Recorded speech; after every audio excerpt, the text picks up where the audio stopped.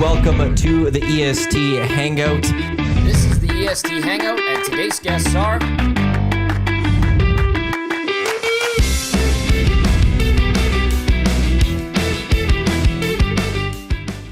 Trevor crossed his legs yesterday. That's a great way to start the show. Trevor crossed his legs yesterday.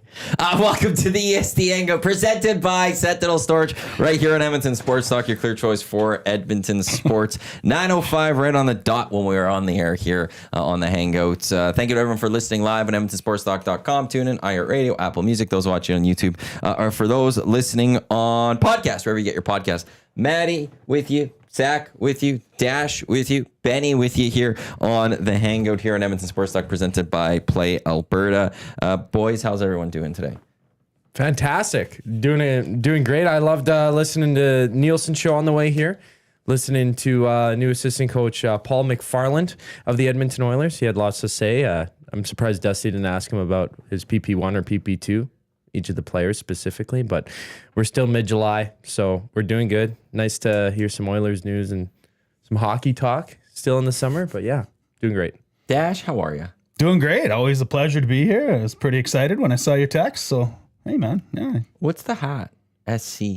Is it SC? Steph Curry. 30, yeah. Oh, that's Steph's Curry. It's his own. I like okay, that. I was thinking that. I was thinking the 30 in there. That's really well done. Super good. Yeah. Oh, okay. I was thinking, well, ESSC or whatever, because now I have that on my mind. Trev brought my championship shirt that I won with him playing multi-sport, or I don't know what you'd call it for ESSC. Benny was here with his ring yesterday. Where's the championship? You don't even bring the championship in here? Well, I didn't want to flex on you, Maddie. It's a bright pink shirt. Yeah, I kind of did. Yeah, the second I got in the office. Yeah, Come on. It's already a year prior, though. It's not like a recent championship. He's had that for a while. He's like, Zach, next time I see you, I'll bring it to you. Didn't see it for like 9 or 10 months. So Trev said this to you? Yes, and now I got it. Next time I see you, I'll bring it to you. And then he saw you for the next year. Yeah, and then forgot. I'm like, hey, Trev, you still got it, but he's a busy guy. I don't know. He lost it or something. Maybe he didn't even have it in the first place. Who knows? Forgot about the old apartment and the move. Yeah, well, it's bright pink. It's hard to lose it, but if you want I like me to that go color get it, shirt. I do like that color shirt. Nice, yeah. I don't know. You're really color coordinated today. I don't know if I mess with that there. Yeah, I know. Well, Gager's always, anytime I like wear blue on blue, like blue shirt, blue hat, like I am today, Gager's always like, did your mom dress you? So I always think about that. I'm like, should I change it up? I don't want to get tripped by Gager, but here we are. Yeah. I don't know. I think this looks good. Yeah. I would think clean. so, at least. Yeah. It matches. Like the shirt matches the brim of the hat, and Hear that, blue goes Gager? well with that, and then you got the black part, and what doesn't go well with black. Like, does Gager insinuating that your mom dresses you well? Maybe, I don't Or know. is she I'm color insulting coordinated like an elementary school kid. I mean, I knew twins who always used to do that, and they looked identical. They were gingers. They had long hair. The mop was flowing and everything like that. Both wore glasses. They looked the exact same. Brendan and Matthew went to high school with them, junior high as well. One would wear green all the time, so he'd have a green hoodie, probably in junior high, like a Minecraft creeper hoodie. And then he had like the same shape of glasses, same frame and everything, but it was green. And then his brother wore all orange. All the time. All the time. So you could always tell who was who. Yes. Unless they messed with you that one day. Unless that like once a week, like on Thursdays, like we switch colors. Absolutely. Yeah, absolutely. I wanted them or to like do that there's one like day, one yeah. guy who was good in science and one was good in That's math. right. And there's the big math test. He's like, I need your help. You're doing well enough. Okay, I got you. And then they switch colors. Here's my hoodie. Yeah. Yeah, I would if I had a twin, I'd have to get into some mischievous. Wow, I can't even speak. Get into some pardon? Mischievous, whatever I even said. Mischief? Are we mischief? Was that boat ride again? Mischievous activities. There we go. Yes, it's still early for me. Usually I'm not even up this early, but You were yesterday. Yeah, I guess I was. Yeah, I was golfing at Vic. Met up with my buddy Kyle to play 9 holes, only the front 9 at Victoria. But I showed up, so tee time 7:33 on the dot. But I showed up at like 6:45 so I can hit the range. And it wasn't open you were at until the Vic 9. range. Yeah. Vic range will never be open early. So That's like the one course, like the city courses are, well, there's only one city course with the driving range because I don't think Riverside has one and Rundle doesn't. No, their range doesn't open. It's a side thing. that's silly. Millwood's open.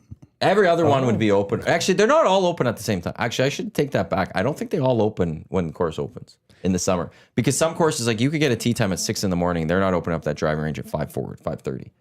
They're busy setting up the course. Like sometimes it might not be able to get out there till 6:30, 7 o'clock. How tough is it to open a driving range here?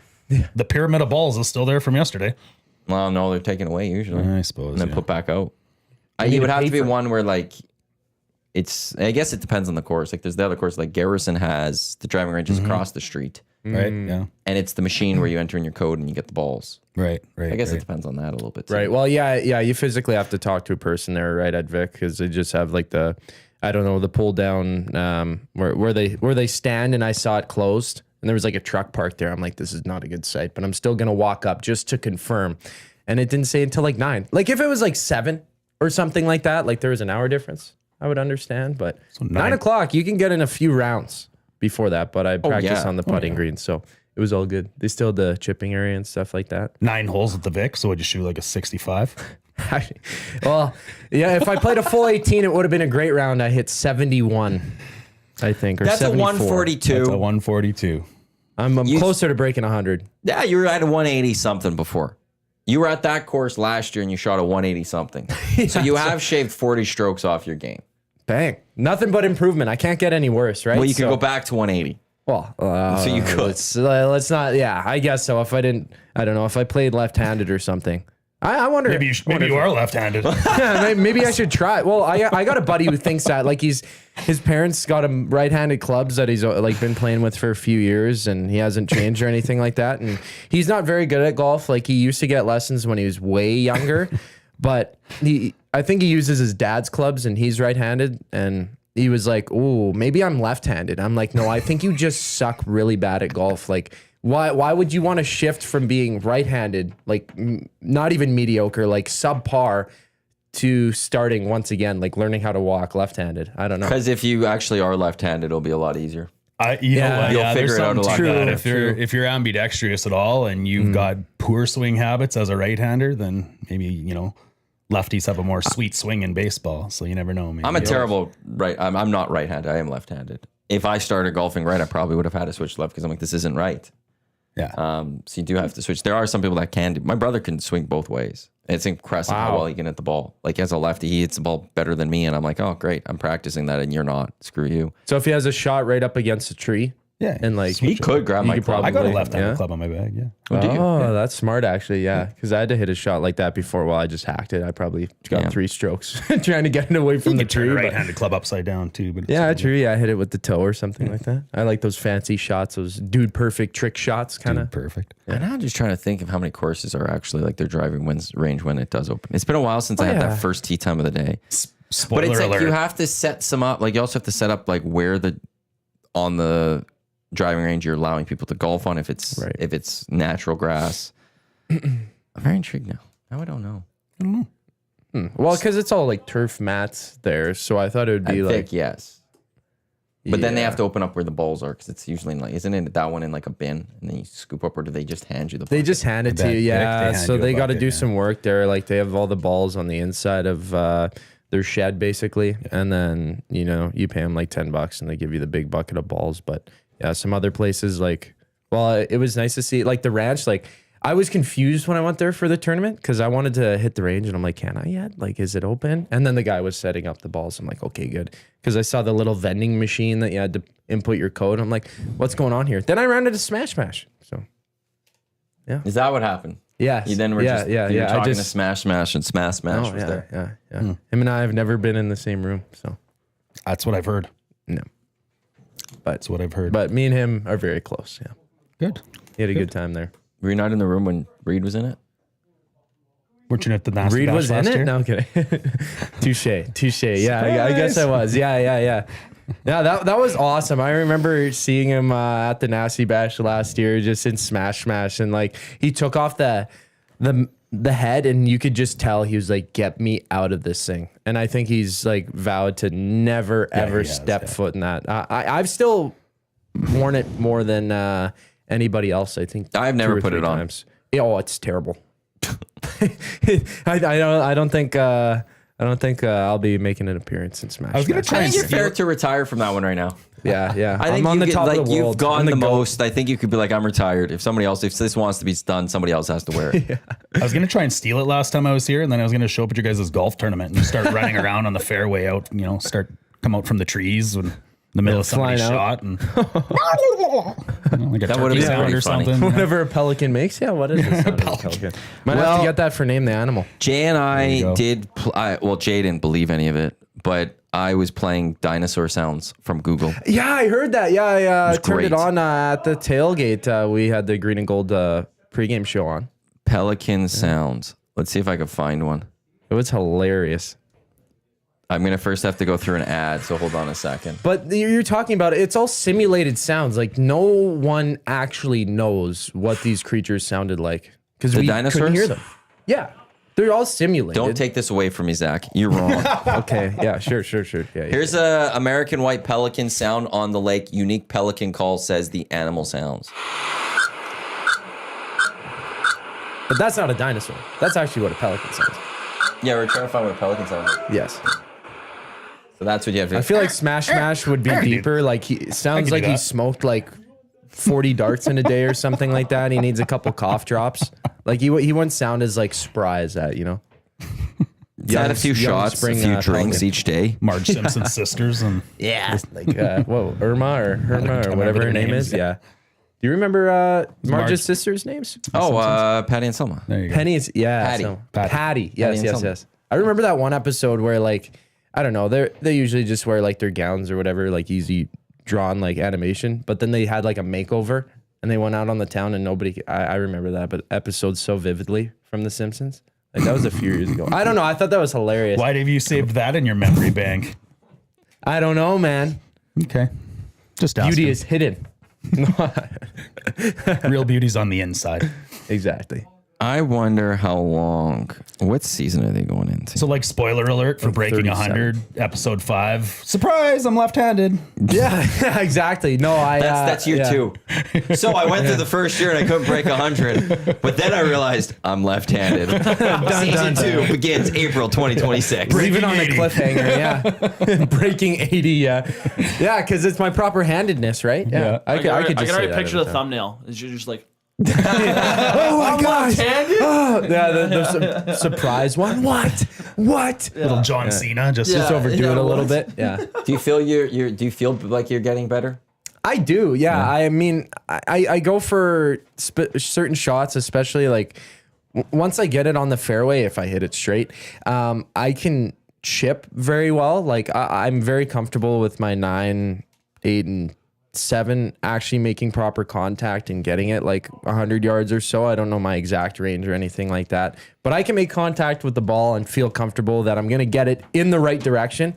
Now from the tee box, when it's with the driver specifically, I shank it every time. Like I might as well just throw the ball or something like that. 21 So- full contact? Yeah, it's it should apparently be. it's on like it's street rules. Okay. Oh, it's NBA Street. Okay. Apparently, yeah, he was telling yeah, Reed yeah. about it. It's like full street rules. Okay. Oh wow. Okay. Yeah. Drop The an walls elbow are in there a rattling little in here, bit. but Yeah. no big deal. But no, it's a step that I gotta really take. Like I'm meeting with Cam Martins from Windermere Golf and Country Club tomorrow morning. Before coming to work. So Cheating on Murray already? Murray set it up. yeah. okay. So that's Murray didn't want to deal with that. No, he doesn't We're want gonna to do this, but 180, no. I gotta wipe my hands with this kid. I'd have to. There'd be a lot of convincing to do to try and get Murray to be my teacher, but I think he's on vacation right now actually because he's already sent me like usually on Thursdays or whatever he'd email me like the VIP golf show lineup. He sent me both for the next 2 weeks as well. I think one of the today for something. Oh, you are? so, Okay, yeah. well, he's getting prepped for vacay or I was whatnot. going to say, like Murray's that, the so. only golf pro I know that takes a vacation in July. I mean, Get the whole winter off. I mean, come on, Murray. It'd be like a golf trip summer, golf tournament. Oh, summer. yeah, Something, I know there's a yeah, golf yeah. tournament that usually Yeah, just comes that's up. fair. So that's off. Yeah, coming down for that. But one of the shows, Give Murray a pass. either this upcoming week or next Sunday on the VIP Golf Show, 8 to 10 a.m. Murray McCourt, Curtis Stock. It's going to be all female guests. Look at him, by the way. Female Just guest. be pro, dropping 8 to 10 Sunday VIP golf show, Edmonton Sports Talk. Boom. Yeah. Just naturally sliding that in. No, Well sorry, done. I have to. Well done. Oh. No, well done. Well done. mean, Just grab an uh, ad read while so you're at it. smooth. Yeah, So yeah, yeah. smooth. Yeah. Radio reset here. Absolutely. Portions of this hour Zach brought to you by the Lacoma, High yeah. Product Marketing official merch partner of EST. Promotional products that bring the buzz. Check them out, highproductmarketing.com. He did it. What a segue. I don't got what the a resets segue. yet. Yeah, I kind of just like fizzle out, and then I'm like, okay, what are we talking All about? female though. All female. That's a cool one. Yeah, Intrigued to yeah. see who he's got on the show. I honestly haven't looked yet. I saw a couple of notifications right before I came on in here on my my Gmail, so I'm like, okay, I'll take a look at that later. But I got things to do with Maddie, Dash, and Benny There you on go. the Hangout. You just looked up The Simpsons. They've done 36 seasons, 790 episodes. Wow. I have not watched all the episodes because I have not seen every episode from like season 19 on. Yeah, it's been a I while. want to watch them all one day in my life. I'd have to commit to 2 episodes a day to get this. If I did 2 episodes a day, it'd take just over a year, 395 days. So what is that? 22 minutes? Like, well, 30 minutes with commercials? Yeah, Or- without commercials, about 22 minutes. Yeah, they say 21 to 24 minutes the runtime. Could always watch a time and a half. No, Yeah, it doesn't do the full justice of it. no, that's cheating to me too. I need to. So like 1 episode when I wake up in the morning, 1 episode before I go to bed. Yeah, Do that for doesn't sound too bad. 365 days or 395 days. Be caught up on The Simpsons. Yeah, but are they actually done though? No. Oh, okay. Because I saw. I'd be things, caught I don't up and then I'd be like, check okay, on to the season 37. And then I could be fully caught up. when are they gonna grow up?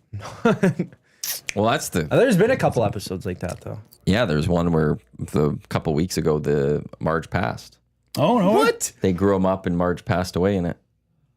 Yeah. Oh Like yeah. in like one of the flash forwards and stuff. Oh, I like those episodes where it's like, well, Bart. Marge died. No, I like those episodes. I love those episodes. When those characters just I love when children What? lose their mothers. They're not children anymore. Okay. Well, technically they're cartoons, but but they are yeah. still the children of the parents. Yeah. You never stop being a child. Like you're the child of your parents. Okay, so I can be a child forever.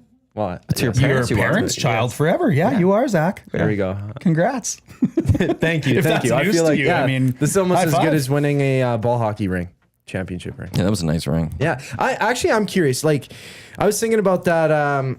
It's on my notes here that I have wow. crumpled up in my They're all hands. Yeah. crumpled up and sweaty. I can't believe me bringing a ring to the office has caused so much talk about it. This Well, is it's great because, like, I don't know. At least there's a championship here in Edmonton right now. Yeah. But My office is full of them. We went through yesterday. Benny's got them. Zach's I know, got. I'm Trev's just- got The them. champion We've show got yesterday. the heavy hockey showdown I was title going that to I say, forgot you forgot a yesterday. key one yesterday. Yeah. oh yeah, You're part of yeah, that yeah, one. yeah. The stream of You not the drank out city of of the champions, trophy. the station of champions. Damn right.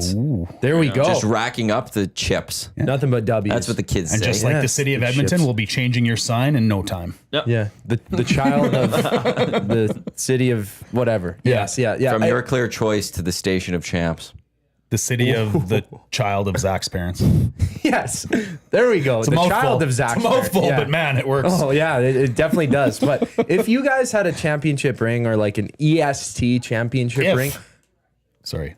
if these were made, what would be the dream of it? What would have to be a part of it? And Me how would it work? designing a ring? Yes, Oh, I like have if you no had idea. like that's free a range. terrible like- radio answer for me, but it depends what I'm winning, I guess. Okay, like I don't know. Like The EST if we had a golf Tecmo tournament. ring. Oh, Tecmo ring. There we go. I don't even know where to begin on building a ring. That's my thing. Like I feel like I'm such a guy in this that I don't know. Where would you go with this? Well, I actually spent some time thinking about this. I hope so. Yeah, I went on a nice I mean, long he didn't walk. cue it up by accident, Maddie. No. Oh, thanks for asking. actually, Let me tell you. I'd get one of those. Benny, throw up the blueprints I created yesterday. I'd get one of those. You got that YouTube video loaded for. Yeah, I watched how to build a ring out of scratch. Yeah. No, I built a ring in welding. Different story. I'll get back on track here, but I don't know. I was thinking like just the colors of it. It'd have to be blue and yellow, kind of like our colors, or gold, as it is here in the Hangout on the William Huff wrapped walls, and I don't know, some sapphires, different colors like that. Maybe some diamonds, some gold sheen. But I was thinking about it. Instead of an engraving on the inside, like say if it was Tecmo, the championship games, you'd have like the last 4 games or 3 games or whatever, the last series of games and the scores and the teams. I feel like that's on the side. Right? It's like the championship Right. score. Right. Yeah. Like yeah. in the deciding game, when I take down whoever, it would be, Green Bay it'd be the Northside Grind versus whatever, and then the score. Yeah, it'd be something like that. I think. And then underneath it, it would like in handwriting, it'd be like your clear choice. No, Or that something. has nothing No? to do with the Tecmo League. Oh, okay. Well, this is for EST or something like that, right? And then those fancy things where you could like flip the top open. You and want there- the open? You want? Yeah. Who did You know that what one? I mean? There was one championship. Somebody does that actually? It was a football championship. four, They was open it? it up and it goes to like a football field. I don't want to say it was the Chiefs. I was Oh, no thinking way. about that. I'm pretty sure it was KC. Like magnetic then? Or They run threaded so or many. something? That'd be cool. And then it's like the stadium? Like the Bulls Rams. Stadium? Yeah. It was the It Rams. was the Rams. Okay, yeah. I don't know. LA what they did, Rams Super Bowl ring. Is there a video of this? though. Oh. Pull it up, Benny. Pull up well, the YouTube video of the ring. Let me see if this is a good video. He's running. He's a good producer. Will this work? Yeah, this one. So I'll text it to you, Benny. Okay. It's a YouTube video. Well, it's like it's a 53-second video that we can have up right away here. Can you send it to Yank Sports Talk? Oh my email? God, so needy. Yeah, I know. I'm so sorry. Like I these- feel bad asking these that too, kids. because like Jay's like, hey man, I have all these like videos and photos for the Reed Wilkins show. I'm like, Sent. could you send that to the other email? Sorry, I know you've already sent those out, but Well, just learn how to send it to the right one. at least somebody said it. I'll say it gladly. I said it. Okay, that was. I'll say that. Like I should have. I was just gonna text it there, but yeah, he's right. I set that email up, so that's where things are supposed to go. I also set up a folder. Now it wasn't working yesterday to drop things in, but that's set up there, so it's easier because that's the computer we're on. So here's the ring. By the way, Benny will get it right away up for everyone else. So you'll have to wait. It's 53 seconds. The whole video that they do on the ring, just and it's so massive in depth. these days, yeah, but then it does open up, and there's stadiums it's like the Green inside. Lantern. So it's the Super Bowl field that's inside of it. Oh, that's The Rams win at detailed home. is it though? Like they have the video rendering. Remember? wow. Yeah. So they That had is a amazing. removable top ring. The Rams. That's really, really cool. Yeah, and then you lose the top, and then you're just screwed. But I would have That's a what I little was wondering. conch on the inside if there's an EST. You know what I mean? And then maybe a little red ruby to give homage to the old place. That's just me though. Yeah, Which old place? 1260. Oh, okay. Yeah, a little bit of red in there. I don't know. Just to give a throwback because that's where I don't know the He's got that ties video begin. up there right now. Like the details on that are insane. I love whenever there's a championship ring announced or they put the pictures out online to look at them and to see the detail that goes into it. Like I don't know how you make rings. I really don't. I didn't actually spend an hour on Royce that Mechie was YouTube, part of but- the committee for the Argos one last year. He said. So there's like a committee with that stuff. The rings are just so ridiculous these days with how big they are. And it's like everyone's going to top the next one. One day we're getting to like, it'll be like a wrist bracelet. Like it's just going to slide across because they're going to be so big.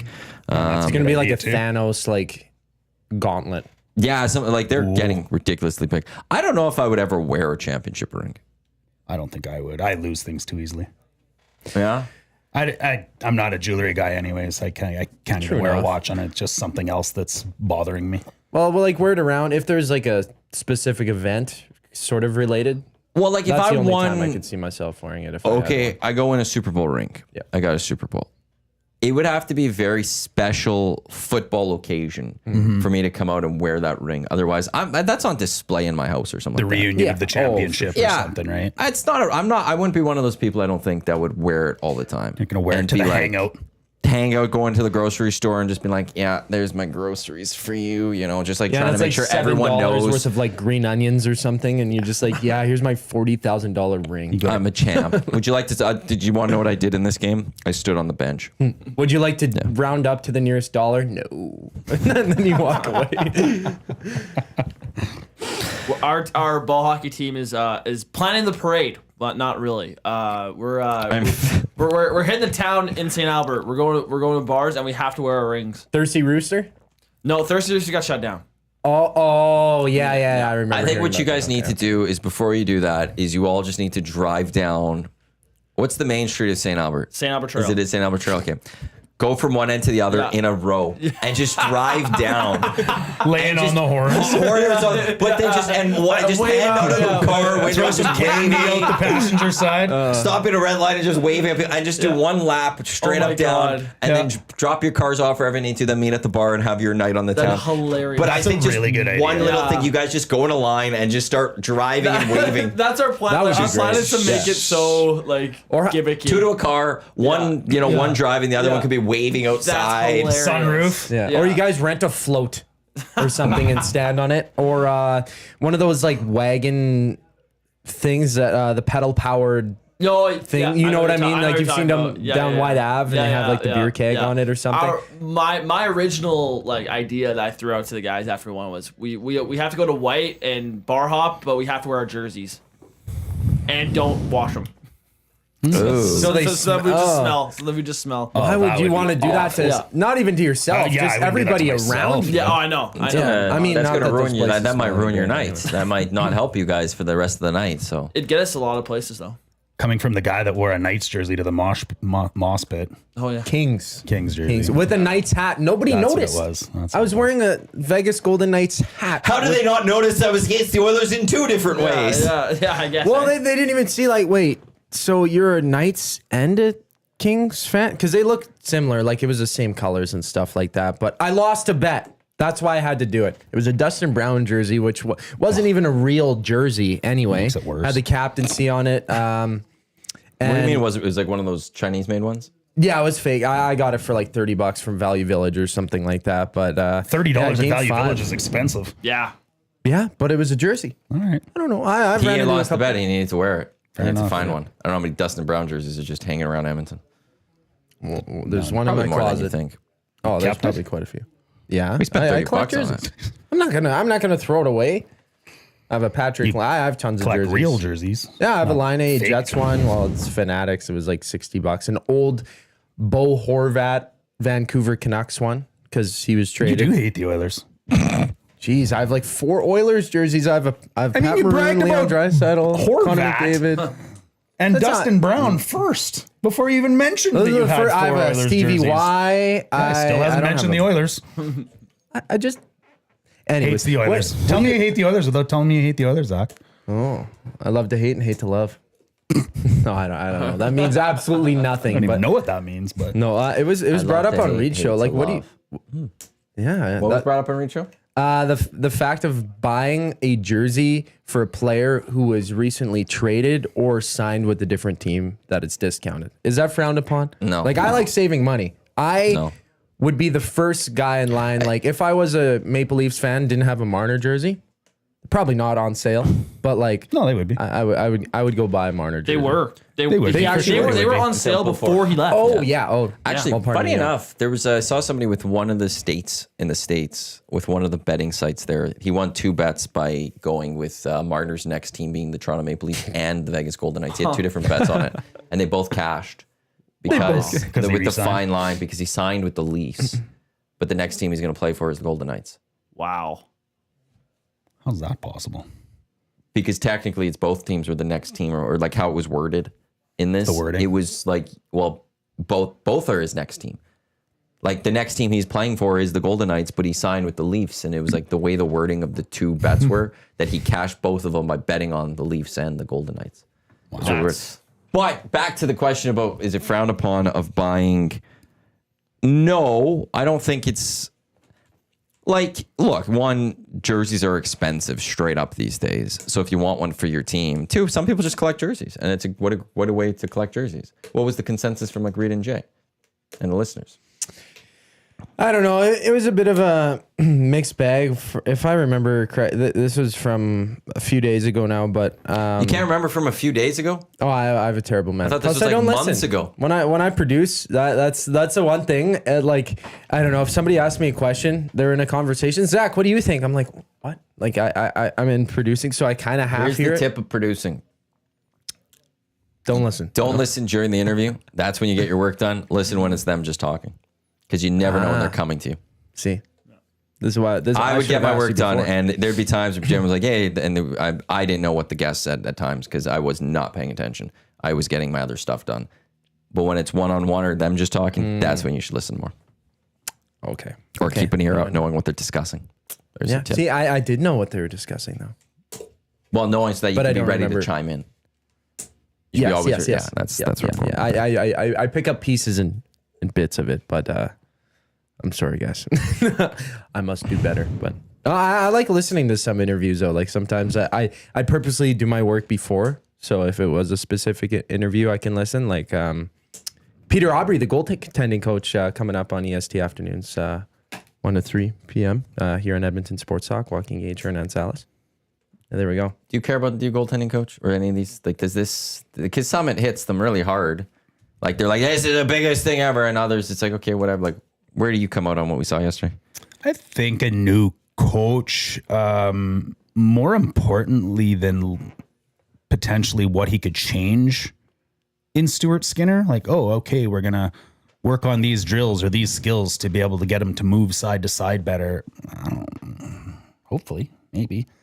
I think it's just the fresh set of, it's just new energy. Let's just put it that way. I think, like when things get stale, when it's the same message and it's the same voice and it's the same message and it's the same voice over and over and over again. I really liked what I heard out of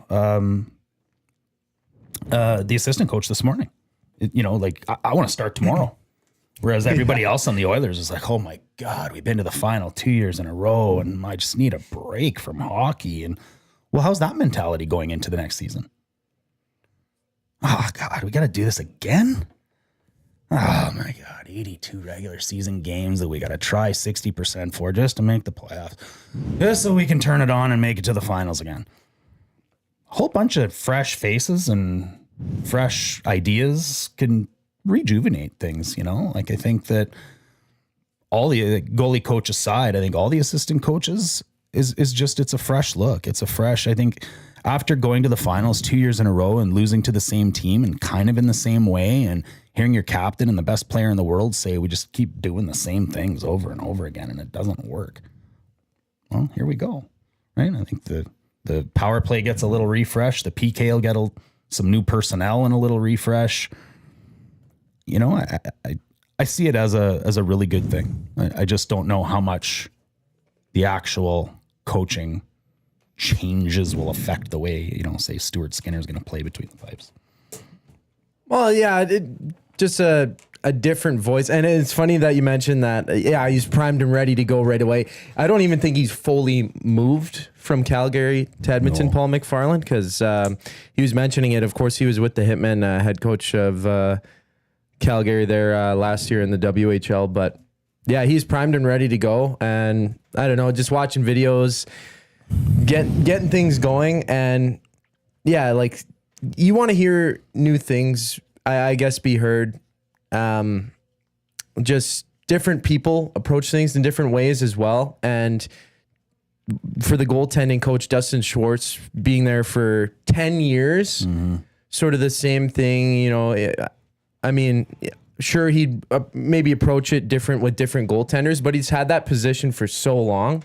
So it could be so regimented and he could be comfortable with it as well. So to get fresh blood, to try and bring something out in a very experienced goaltender in Calvin Pickard, who's been around the league and sort of a nomad for so long, who's found his game here. And then Stuart Skinner, he's a younger guy that can still teach. There's kind of two different sides of the scale there. It's going to be interesting to see how they approach it once training camp and the season gets rolling. So I like the changes.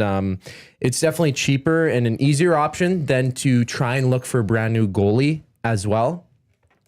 Because I don't know, those options out there, it was pretty. We've talked about it a lot here on EST, but it's kind of a sideways move if you tried to send out Stuart Skinner for another guy to bring back here to get a new face, but you still get a new face in a different way. So it could change the approach entirely, right?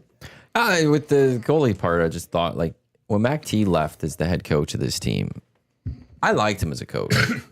And I remember talking, I think, to Struddy, and he's like, it was time for him to go. Like, just, it wasn't, he was a bad coach or anything. It was just, he'd been there for long enough. Paul Maurice in Winnipeg. Just the same message. You have that with head coaches. I think that could be the same for goalie coach here. Where Absolutely, for sure. it's just time. Maybe somebody new. Look, he might come in and he might say the exact same things Dustin Schwartz has said last year.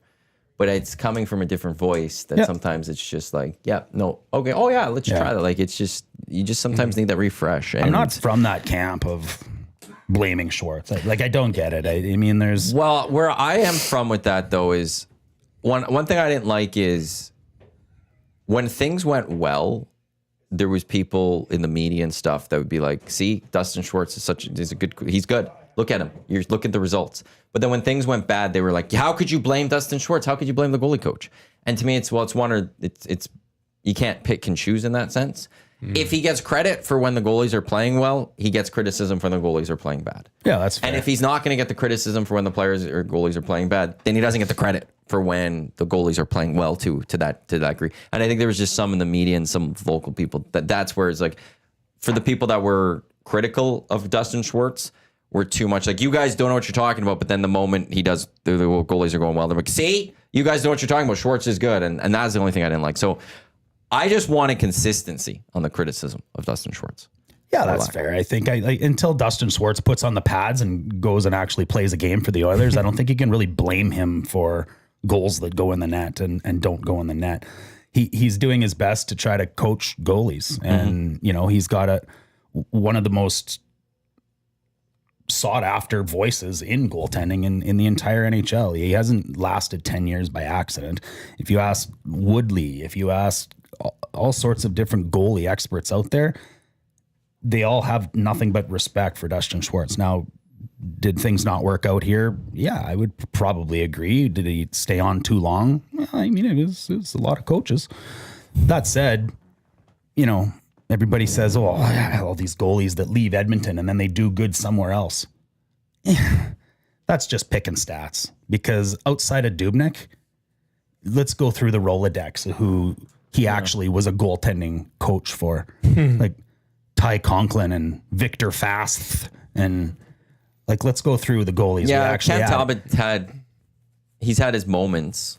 Talbot was, but nothing. But he was good beforehand. He was good anyways. before he got here. It wasn't like he left and went somewhere else. It's kind of like the Oilers good sniped here. him from the Rangers, right? Because he was stuck behind Henrik Lundqvist there. So I don't know. Laurent Persois would have been one, but he's never established He was himself. young. He was young here. But he's never established And he's himself still as a not starter. a stud anywhere. Yeah. no, well, he didn't really play him The very one thing, much, right? and with Dubnyk, you have to remember, and this one I won't put on Dustin Schwartz, but he went to Nashville. Nashville ended up trading him to Montreal. He didn't even play a game, I don't think, in Montreal after that. Who was that? Sorry.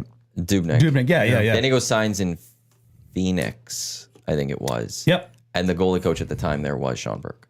Yeah. And before, Sean Burke has proven. Great mind. But it was Mitch Korn before that in Nashville. But he didn't do well in Nashville. But he is credited himself. I've heard Dubnyk. Oh, has he? Yes, saying Mitch Korn built his confidence Sure, though. and Sean Burke rebuilt his skill. And Sean Burke and Mitch Korn both started moving him to that head trajectory type of system and the way you track the puck.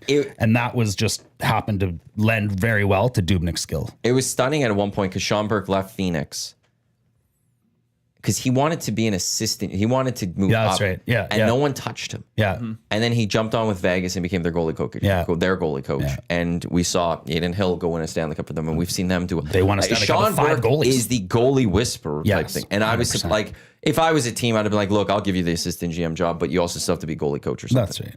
I'm surprised no one really grabbed that guy, 'cause Valakat's amazing he was too, and- absolutely, and he still is brilliant when it comes to that to a degree. Yeah. Valakat's up there too, I think, right? He's made every Rangers goalie into something. That's why Talbot was who he was, I would say, ultimately, before he even came to Edmonton. Yeah. I mean, it's good if, what I'd really like to see is this goaltending consortium. If there's going to be like this team that handles the goaltending, that would be something I think that would be positive coming out of this. Now, if Aubrey's the person that they've chosen to lead this, Or is he just going to be like, and you could kind of pick some of that up in Knobloch's interview yesterday. I don't know if you guys, I'm sure you did listen to it, but, and he even hinted at, well, you know, if there's this goaltending team or consortium or whatever, that's a question for Stan. It kind of made me feel like he was hinting at the fact that there's more coming, that there's going to be more hires around the goaltenders. So, like I said, whether Aubrey's the guy that leads that or whether he's just the coach and they bring in the president of goaltending operations, you know what I mean, to kind of run the whole team. Or they're waiting to see what Joaquin Gage is up to first before they bring him in. No, I'm kidding. But We'll find out. Like he'll address the city. Now Joaquin Gage replaces him as goaltending coach after replacing him on the Mosquitoes in Germany. yeah. Wow. Because they both played for the, I was looking at it yesterday, Hernan and I. The Mosquitoes. Well, you look that up. This is the EST Hangout presented by Sentinel Storage. Canada's storage experts, more than 2 decades helping Canadians through life transition. Canadian storage provider. Hot summer deals on until July 31st. 12 weeks off. 50% off 12 weeks on all units. Check them out. Sentinel.ca for your storage needs. You're Back on the in EST 06. Hangout. We've got Matthew Iwanyk. Sorry. The man, Matt Iwanyk. I want it. I've done those a few times. Yeah. He's a pro, man. He's That's very, not a lie very good about at what there. he Learning does. from the best. Very, yeah, you are. Yeah, Yeah, but I Dusty's only right. Well, Dusty only- walked by, so. Yeah, I only listen when there's an interview, though. Oh wait, no, it's the other way around. No kidding. But in 06, 07, As a producer for a long time, Zach, I know the ways to get things. I'm sure you do. Joaquin Gage and one Peter Aubrey played for the Essen Mosquitoes. I believe this is a German Tier 2. They wore green and violet. What colors? But yeah, in Essen, Germany. It was founded in 1994. But they You weren't even sort of born yet. cross paths. No, it and was Benny. I was born. 94? Oh, when they were made. Oh, no. Sorry. I thought, yeah, no. I'm losing my mind. You were here. not No, born My in brother was 94. born. No, I was not alive. I was not even a thought at that point. But the logo Zach's is. learned that he was born in the 2000s today, apparently. Yeah, not born in yes, 94. yes, yes, Just yes, learned yes. that he's also will be a child for the rest of his life. I've learned a lot of things on the Hangout. It's a very informative, informational show. you go. But the logo is very interesting. Like they have a very mean-looking my mosquito with red eyes. Looks like the Charlotte pretty Hornets, but frightening. a Yeah, it's whacked out very mosquito. odd. Can you And a send that green to body. Yag Sports Talk I will at send that at gmail.com? yagsportstalk@gmail.com. And he's kind of winding it up a little bit like he's going to hit a baseball, but there's a puck flying towards him. So I don't know. I mean, I assume they've updated the logos over the years and stuff like that, but that looks like a good logo. I would buy a jersey of the Mosquitoes. I like that. Germans That's are a really really nice logo. Yeah. Well, I like wish nice I ugly, wish you know? we eradicated mosquitoes off the earth. Well, you might want to move to Green or Iceland. Is it Iceland or Greenland that don't have mosquitoes? Antarctica, Oh, probably too. Yeah, sure enough. but nobody's ever been there. No, that's not a real place. The ice walls, That's right. they'll get us. Yeah, like It's where the aliens live. But that's another show. the aliens. Oh, what's that one?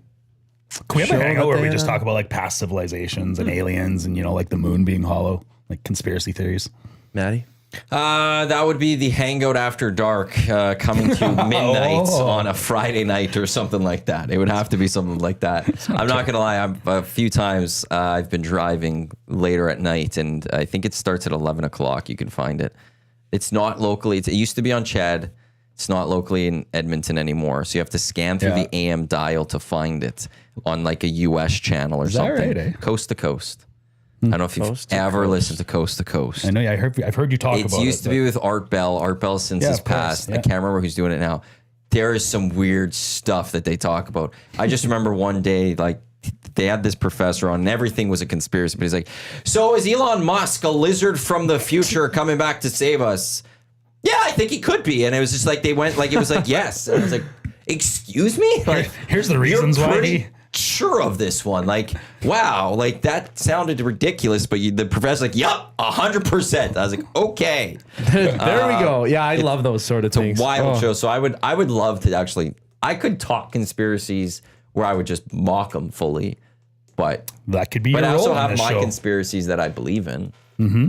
Like, it's the same. Like, I think lip chap is designed to relieve your chapped lips, but also, Make you addicted to it. well, dry that you out need your it more. lips at the exact same Yeah. time so that you have to keep using it. Yeah. So I'm very like when I really need it, I'll put it on for like a day or me two, too. and then I'm putting it away because too. I'm not doing more. Yeah, me and the amount of people that are always putting it on, and like this is proof. Mrs. You guys Dash are- is like Strutty. She's got like one in her pocket, one in her purse, one in the You're car, addicted one now. beside the bed. Yeah, because I believe in that conspiracy. Yeah. Lip chat, big lip chat money over there, taking over everyone's lips. Taking over everyone's lips. Big lip corp. But there have been Eyes. So- there have been some studies. I'll have to go find them more. Where they believe that if we eradicated mosquitoes, like if you get rid of almost anything from the ecosystem, it would have Sometimes, yeah, impacts. of There's course. what's the ramifications? Yeah. Mosquitoes was one that apparently would not impact the Really? ecosystem. That whatever, like dragonflies or whatever little things that use mosquitoes or eat mosquitoes, they would. It's not enough to Spiders destroy will them. just find something They would else be to eat. fine. They would be fine by finding something else. Which makes me go, if this is true, we need to do it. Why haven't we done it yet then? I know. It's got to be a way. They're everywhere. They're the worst. They just spread diseases. They bite you. They're irritating. They go away. love me. Love me. Do they? What we could do is take an aerosol can with the flamethrower and try and find every mosquito on the world. No. Great for the environment. No, probably not too good. No. I hope to see it one day in my lifetime that mosquitoes are eradicated. Will it happen? Maybe not. Might have to move out to Greenland or Iceland or wherever. Maybe Antarctica. Maybe. Can't move to Antarctica, but can't even travel there. Well, you could be a scientist. Can't you get an Actually, exit- you have there to are do- cruises that go to Antarctica. I don't Yes, I don't think from you go Chile. far. Yeah, you couldn't. Like, I think walk you 10 go feet out under and the- walk on it yeah. or something. And like, but they like you have to wear special boots because they don't want to mess with the ecosystem and stuff like that. And perfectly clean. Mm-hmm. It looks like a cool little cruise. You also have to pass the thing called Drake's Passage, Yeah, I've heard of that. Yeah. which is like it could either be very calm or one it of the could most be dangerous. Yeah. ridiculous. And you're just going to be sitting there thinking like, oh, that's it. I'm done. I'm gone. Yeah. While your boat's just rocking around and stuff like that. It looks like a very fun cruise to go to Antarctica. You just absolutely sold why I should stay at home and be having my feet planted firm on the ground. I don't know. That one intrigues me. Oh, the boat crashes and It doesn't crash.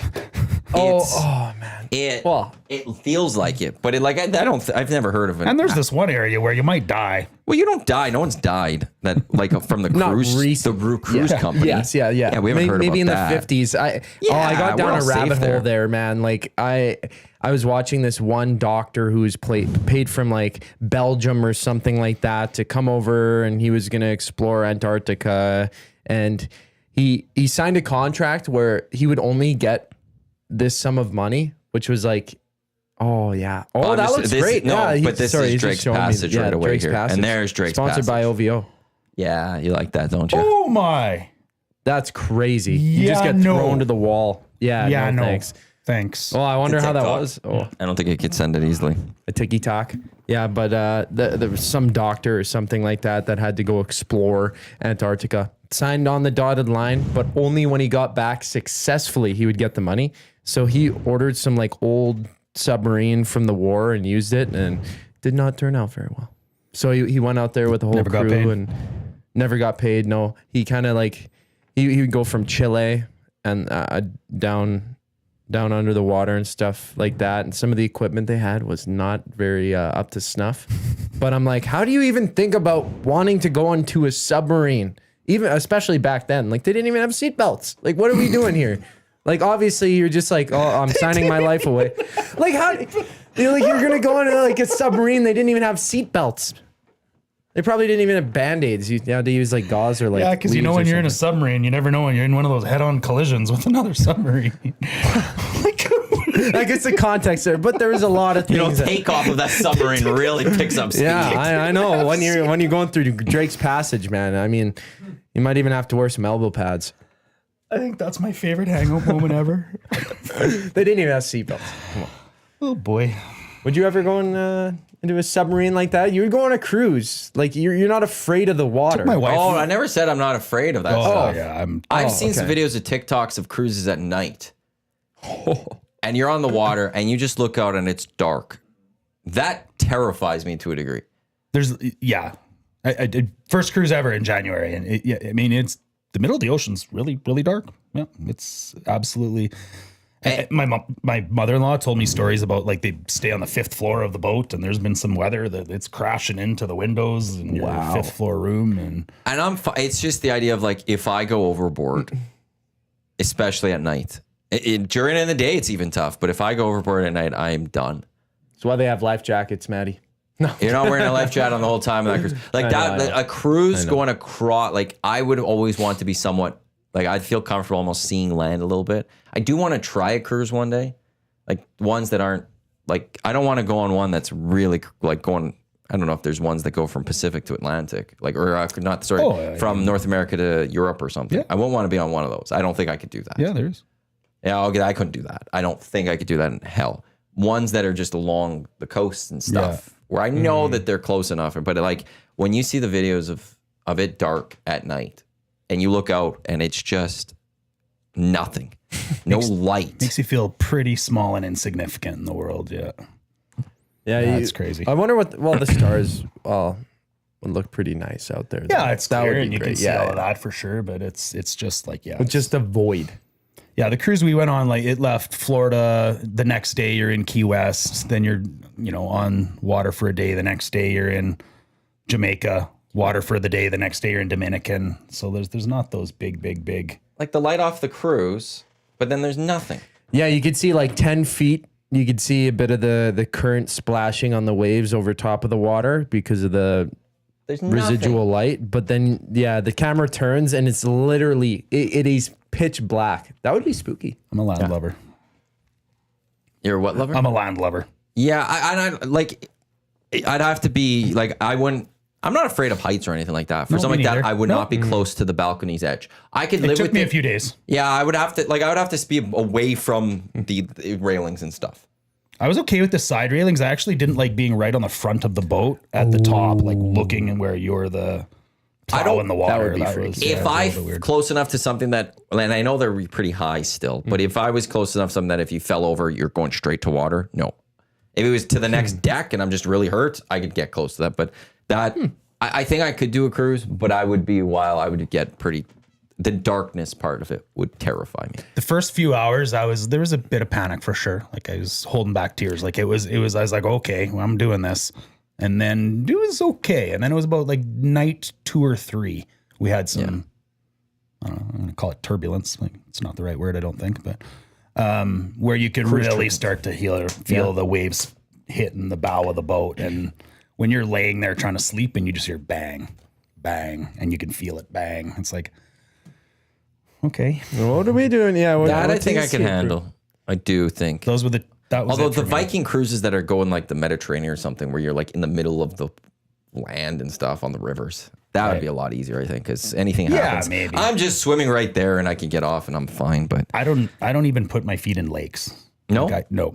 So I'm not. Wow. I won't jump off a boat in a lake. I'm surprised you want one on a cruise then. It took my wife 10 years to talk me into it. What's the reason good for that? You then, yeah. Do you not know how to swim? Or? No, I'm a great swimmer. I don't know what's underneath and I don't want to know what's underneath. And I don't like things touching my feet that I don't know. And I don't. So I don't like swimming with fish. I'll never go scuba diving. Yeah, I went scuba diving once. And if I like, 30 seconds. I'll go into a lake and the moment I see a fish, I'm out. Yep. And I'm not going back in. You and me both. I will just pretend like, there's no fish. But the moment I see one, then it's like, nope, I'm out. I'm not going back in. What if you find Nemo? No, I don't care. Not touch it. But I watched, so there's a Planet Earth 3. Nemo didn't live in a lake. I was watching Planet Earth 3 and it was in the ocean. I saw things I've never seen in my life before. I'm like, nope, this is no, don't like this. Do not like this. It's not our world. What the hell is that? Like, no, how do people go underwater and scuba dive and stuff? I'm like, no, absolutely not. The little blobfish. There was some weird fish. Yeah, that did some weird. There was a shark that like hides itself on the ocean floor with like and covers itself. Yep. Yeah, like and then it just comes out and grabs you. And like the camera work was brilliant of Planet Earth 3. Like obviously over these years they get better cameras and stuff. So like the clarity of it was amazing. But then is any of that CGI? Pardon? Like is any of that augmented or is that fully? Okay, yeah. The only thing I learned probably use AI now. Maybe. I don't think David Attenborough would appreciate that. No. As long as David Attenborough is alive, I don't think he would ever allow that to happen. They're going to sell out one day, Maddie. Planet Earth is going to sell. Well, I'm curious, actually, because speaking of that, okay, I'll get to that. One thing I did see about them is there's a plant one that they did, and I ended up watching how they did it, and they recreated this plant in like a shed in like England or something. And I was very devastated by that because I'm like, oh, this time lapse isn't from the actual spot. You recreated it. So that hurt me a little bit. But with the animals, I don't think they can do that. We have seen, like the last Olympics, NBC used an AI generated voice of Al Michaels to do replays. Al Michaels didn't do the replays, an AI generated voice of his did it. I wonder if they would use David Attenborough's voice when he passes for He future has enough. things. Like he's said enough things over the years that you could augment it. I and it would wonder if he would give a sound permission to that exactly or not. I don't know if I would like that. There's something about watching those documentaries with David Attenborough's voice, which is just very calming. And you're like, this guy is amazing. Who, by the way, his brother was in the original Jurassic Park. What? The scientist of Jurassic Park? Yeah. That's his brother. Oh, Richard Attenborough, I believe it is. more you know. Wow. But I wonder if they would try to, or if he would give him a permission to use his voice when he passes. Yeah, I mean, there's probably something like, oh, the money will go to my family and stuff like that. But if I think he's got money. I think his family's set that way. I mean, for sure, but like, such a great voice. I will be sad is that such a day. great voice. I think you would have to find somebody else. Like, it wouldn't do it justice if you know that it's artificial. It would just take away from it completely because it his voice is so also- sacred in a sense, right? But at the same time, I don't know if he'll ever be the same without his Yeah. voice. Like I have watched some of those shows. There's one Rod Smith actually did. Weirdly enough. And it's like, it's fine. Tom Hanks did one just recently on like NBC or something. It's fine, but it's not David Attenborough. Yeah. Yeah. It's not David Attenborough. I think even if you had AI recreate it, it's like it's still not the same. But AI could make it I sound know, like, I know. Listen to some of those songs Dusty's created. I know. I know. My mom was fooled by AI big time like the other day. She's Oh, is like, that right? look at this video of like a cat and like a baby. I'm like, that's all not real. She's like, well, at least the sounds are there. I'm like, Mom, not even the sounds. She's like, what? I'm like, you're going to fall for some AI. I'm almost falling for it now. Like you have to check certain things. Like For sure. the first thing I check when it's AI, I mean, you could see like certain movements. It looks The too hands. perfect. It's always the hands. Yeah, the hands are still trying to figure out, but even like the skin, like it's too smooth. There's no like texture to it as well. Like it just looks like a bit of a painting sometimes. And then for the audio, it sounds crisp.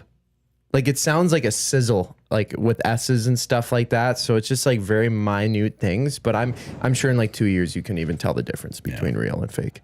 And all online, like 90% of things online are probably all AI generated. So like videos you scroll on like TikTok, I mean like those ones where you're on a cruise and stuff, they're real. But like everything that's shifting all to artificial creations rather than like people making those videos, it's sad to see. My mom doesn't fall for them, but she'll always ask me. But once a week, I'll go over there and it'll be like, did Connor McDavid really say that the goaltending sucks and that Edmonton's broke? And I was like, I can't believe he said that. Oh, it's fake. It's fake. I've had that a couple times too. My buddy's dad was like, wow, I can't believe same thing. Or it was like, I can't believe Leon Draisaitl really said that. And it's like, he didn't say go that. read the comments under there, though. Like 80% of the people are like, my God, I'm never watching an Oilers game again. Yeah, majority of people are stupid. Can't Or disagree. bots. This just in. Or they're bots. Or bots, It's one of those two things. Yeah. Well, Russia really loves EST apparently. I figured Yeah. that out. Yeah, Max it's like- Bezzosu, two other voices that rival Attenborough, James Earl Jones and Morgan Freeman. Yes, but I don't think I would. I wouldn't in RIP James Earl Jones. I don't think I would like him doing a nature show. I don't think his voice suits a nature show. Yeah. And I don't know if Morgan Freeman's would suit a nature show either. Like they're great voices, but they are Rod for what Smith, they too. are. Like I can sports all It's day, weird. every day. I know. But, It was a weird one. I love it. and it'd be weird. Like Rod Smith's such a familiar voice. It'd be weird to hear him talking about. It was like I was like, Yeah. hey, I know that voice. Like, why is he talking about Antarctica? and submarines. Do I love those type of shows? Ancient This is the aliens. EST Angle presented by Sentinel Storage right here on Edmonton Sports Talk, your clear choice for Edmonton sports. Presented by Play Alberta. Use those promo codes EST Sports or YEG50. EST Sports deposit 20, get a $50 free bet. YEG 50. Deposit $5, get a $50 free bet. The official drink of the EST Hangout is the Finnish long drink legend in 1952. A drink unlike any other sparkling refreshment, real liquor. Longdrink.com/Canada. Enter your postal code and find the liquor store and establishment nearest you with the long drink in stock. Coming up at 11 o'clock, it is the Lock Shop. We've got 2 guys and a goalie today. We've got EST afternoons. We've got the Reed Wilkins show. We got a VIP golf show replay coming up. The replay coming up on our audio streams from 6 until 8 o'clock. The Riverhawks, they are on a all-star break until Friday. Friday? Friday. Oh, okay. Yeah. Friday. All right. It's Friday. Yeah, they're back in town. K-Days will begin this weekend coming up right away here. Yeah. Taste of Edmonton? Is it Taste now? I think Yeah, it'd be. I think they're the isn't it same time. Taste? I think Yeah, you're they're- right. Yeah. You guys going to any of those? Like, I do want to any go to summer K-Days concerts? this year. Yeah. Not for For a the concerts specific or day? anything. Okay, No, I just okay. want to go, and it's been a couple years since I've gone to K-Days, and I feel like I just want to go walk the grounds, and I don't know. I don't really want to pay for admission. Are you a big rides person? Are you gonna go down the Niagara Falls to get a taste of maybe going through Drake's Passage or? I like rides. I don't think they're like. I want to go do some crazy roller coaster those. Like I need to go to a Six Flag or something one day. Yeah. Yeah, there's nothing to write home about roller coaster wise. Like they have the Mouse Trap or something, which has one like decent drop, which is fun. When you've been to a real amusement park, like a Six Flags Yeah. or Disney or whatever, it's pretty tough to get excited about the Silverwood zipper. in Idaho is our family's go-to. Yeah. Yeah, there's like this wooden ride that's like, it makes it look like you can get like your head cut off by a wood plank. Oh, that the sounds last great. Second. Like it's sick. That's the We- mind I- bender was like that. Yeah. They're doing something there. Yeah, well, Yeah, I was there. I hope Our so. family's I saw big that. on roller coasters. Oh yeah. Actually, well, Nice. I used to be, and then I don't know. I rode a big roller coaster 2 years ago, and I got so dizzy, and it was like I think I'm old. Like I don't know if I can do it anymore. think 22. I'm old. 22. Do you get motion too? Wow. Like, yeah, The 22-year-old. I'm old. yeah. I don't know. Well, I don't know if I yeah. can. Like And I was born in I the haven't 2000s. tested it since, but probably should. I feel like I motion sickness. want to try the slingshot one day.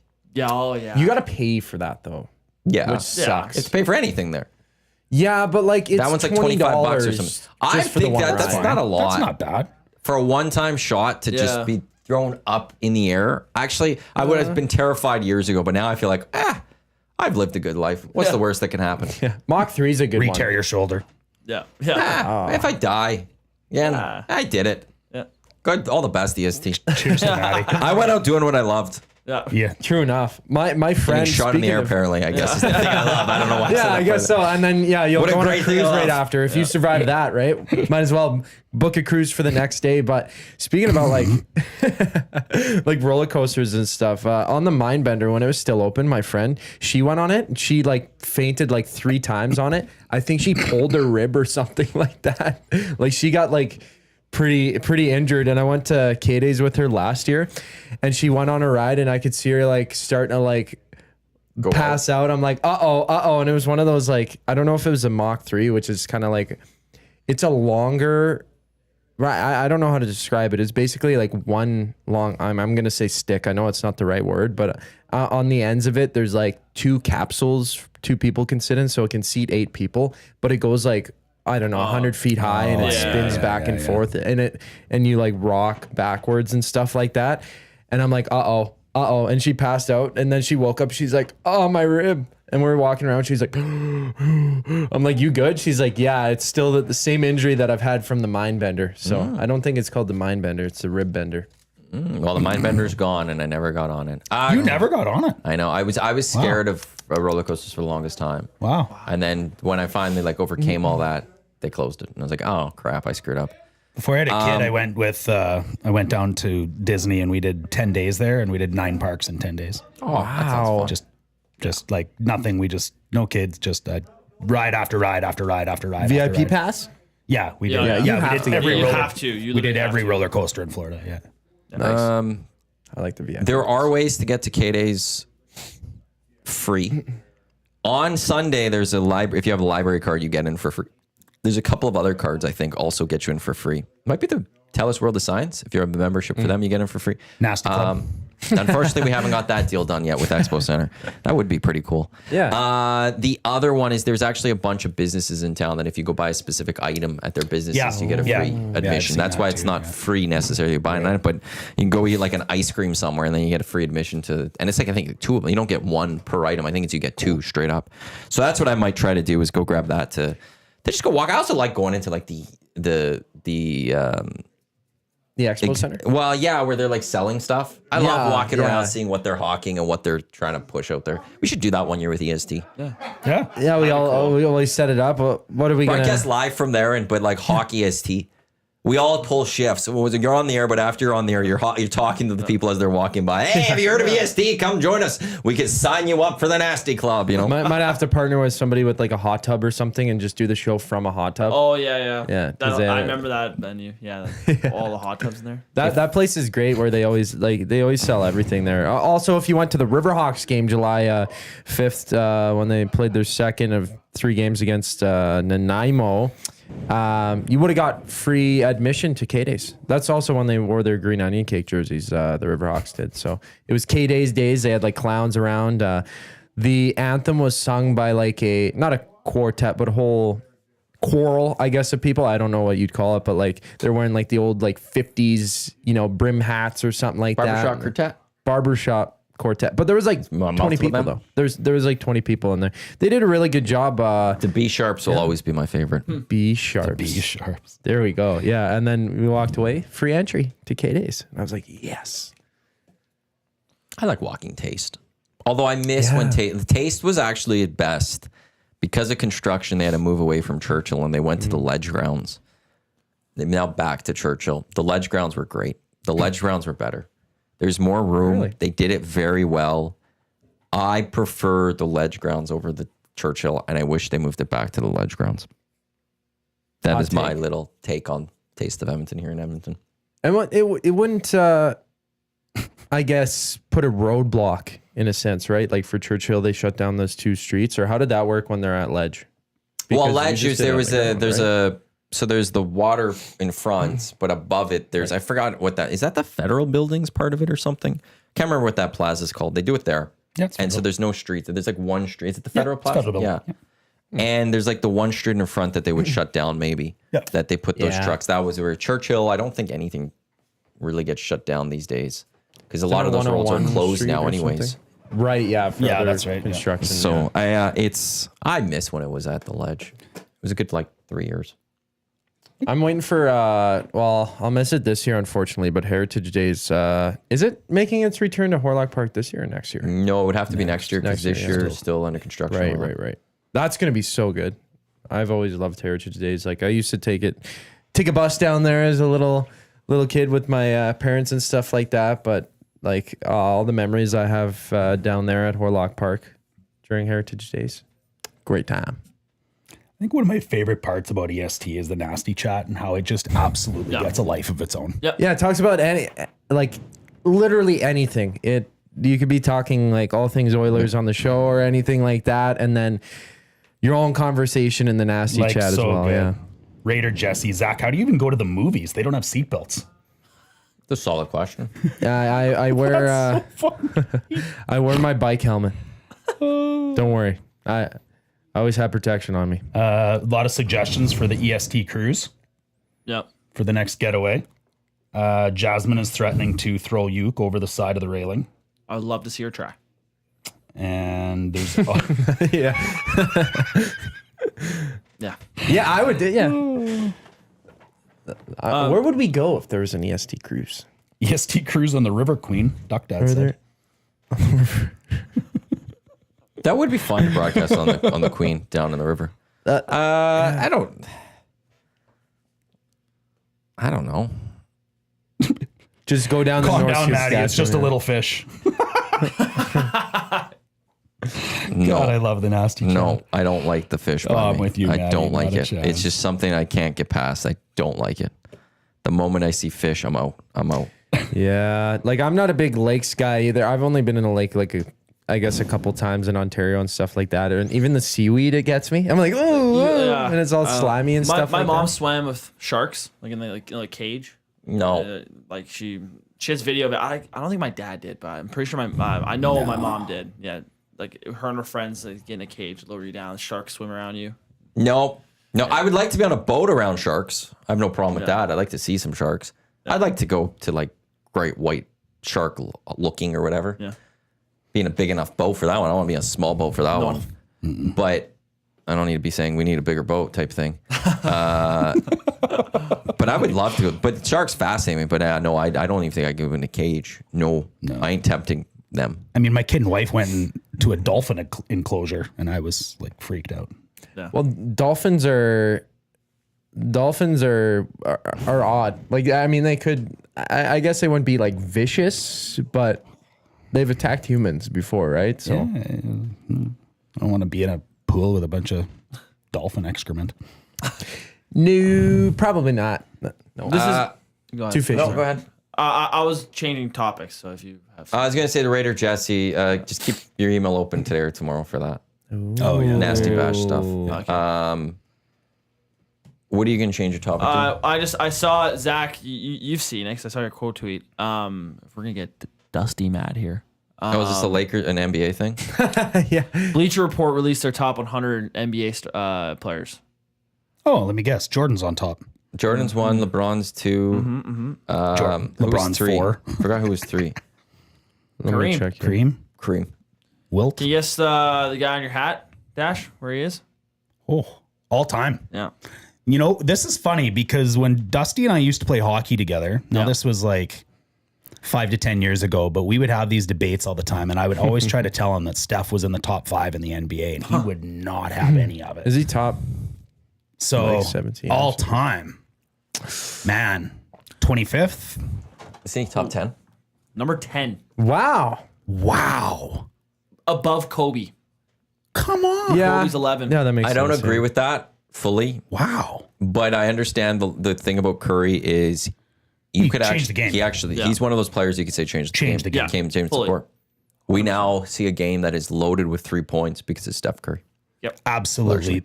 He legit changed the- Revolutionary yes. players versus the most talented players of all time is a different list. I know, but he's up there because of both. He was revolutionary while being extremely talented at it. Yeah. I don't agree with that. I still would take Kobe over Yeah. over I feel like Steph. Kobe's low on this list. Yeah, Kobe's top 10 for sure. But I understand why Steph would be up there. Where's Shaq? Go through the 10. Well, this is Hangout headlines. Well, if you'll just forget that. Brought to you by the Ranch Golf and Country Club. Premier conditions, top-notch service, unmatched value. Book your tee time today by visiting theranchgolf.com. They were home to the EST Golf Classic presented by Play Alberta just last week. They crush it for tournaments, but also they crush it when you just want to go golfing. Ranchgolf.com. Okay. So Magic was 4. Which, okay. It's funny because if you talk to Lakers fans too, Kobe's a greater Laker than Magic. Yeah. Bill Russell 5. Yeah, that's Shaq 6. Tim Duncan 7. Yeah. yeah. I have no problem with that. Yeah, if you guys were in that gen, Yeah. you'd get He it. was Yeah. brilliant. Larry Bird 8. Yep. Wilt 9. Steph 10, Steph 10. Kobe 11. Kobe 11. Go to Hakeem- 15. Yeah, Yeah. go to Hakeem 20, at 12. KD 13. No. Wow. No. Oh, he's one of the most talented players I've seen. Oscar Robertson 14. And then who's 15? Jerry West. Yeah. Yeah. I'm good with that list for the most part. Like, yeah, it's hard. Like, it's now it's just subjective where you're placing people. Okay. So Kevin Garnett 16. That's a little high for me. Oh. We'll see who's Nikola after. Jokic 17. That's too soon. That's way Yeah, too soon. that was my thought. I was like, whoa, for real? Dirk 18. Oh, dear horses. David Robinson 19. DR's Irving gotta be- 20. Kyrie? Julius Oh. Irving. Yeah. I was Making sure we're going to the right Irving here. I think he's a great player too. Or is, but not there. Giannis at 24. Yeah, okay. Yeah, it's getting there's a little bit of subjective recency now. but some bias there. I have no problem with the names in the top 50. Now it's just subjective where you place them. Yeah. And there are some people that have Kobe in the top 3 of all time. I think Kobe's a top 10 player of all time, but there are some, I know of others that don't even have Kobe in their top 10. The one thing about the NBA is it's just, there's so many great players from different eras Yeah. that I think the conversation of if you wanted to go top, I guess actually hockey would be up there too. If you're going into a top 15 conversation, there's a lot of players you can throw in there. Kawhi 32 is interesting to me. I would have Kawhi higher. Yeah. I think, yeah. He At his peak. and his peak was for a while. Yeah. If he didn't get hurt, he Yeah, would've- how he many would've years been in up there. between championships? Yeah. Oh, and also like at one point when he was signing with the Clippers, he was Yeah. Like, maybe most highly if not sought the after. best player in the NBA, he was the second best Yeah. player in the NBA. Yeah, they were like it talking was about that it, yeah. good. And I mean, if he he- stayed healthy, he would have stayed up at that level. Drag So the Raptors to a championship. yeah, I don't have a big issue with that list. I won't lie. yeah. I would like Kobe in the top 10, but I understand why people won't have Kobe in the top 10. Yeah, anybody that's got Kobe in the top 5 just is leaning way too much on recency bias. Russ- You don't know enough about Bill Russell and Will Yeah. Chamberlain if you're picking Kobe in the top 5. That's why I don't like getting into an all-time debate. Sure. Because Yeah, I mean, like, and no one I don't think really Connor saw McDavid's Wilt. a better hockey player than Wayne Gretzky. Yeah. But it's like you've got Russell, you've got Kareem, you then go to MJ, you go to LeBron and Kobe, and it's like there's such a wide range. Like, how do we compare all these different eras, especially when we didn't see all these different eras? Wasn't his 100-point game not even recorded? Like it wasn't even like what 1964. They didn't even have the video of it, right? So it's like Oh yeah, no, can't but even go there, yeah. also at the time there was also no 3 points in that game. the game didn't different have a game three-pointer. entirely. Yeah. I still stand by this. Yukon Jack's wrong entirely. Probably. We have an argument that's been going on for a long time of whether we'll see another player hit 100 points. And I said, unless they change, like, and we're talking current rules. We're not adding a 4-point line. I have said not a chance. And he still thinks, like, somebody will hit 60 and he sends me a message going, Maddie, and I'm going, look, the best we have ever seen is Kobe with 81. It's still 19 points shy of 100. 19 points shy of it. And that's the best we've ever seen. I don't care about 60-point games for other players. Yeah. That's a lot of baskets still that Yeah. need to be made. So I stand by. We will never see another 100-point player in a game. He Probably disagrees. a safe bet. Yeah, I find it hard to agree with Yukon. So Well, like I don't know. I love get Uke, but I mean not Uke, but Uke. Yeah, Yeah, but yeah. Not the other Uke. no, Nathan can shove it. Wow. Yeah. Jeez. Are we Yeah. taking that slander here? Dusty makes a good point. LeBron, MJ, and Kareem all had votes for first place. They all. Dusty's jumped in. Yes. In the nasty chat. Can't let it, like, he hears goat conversation. He Yes, the jump in. Smell it. he quotes tweeted the article too. But yeah, like Jordan's lowest ranking from a voter was 2. LeBron's lowest was 3. Kareem's was 4. So How wide does it get? Like, I don't know if you have all the stats there, but like for the rest of the top 5, is there somebody who what was it? Tim Duncan top 5? Tim Duncan was 7. 7. Yeah. Like, what's their lowest? Like, do they go? Is there like a 16th place 11. vote or something? 11. Okay. 11 for him. Duncan like- was great. Yeah. He was such a quiet superstar. Where was Dr. J?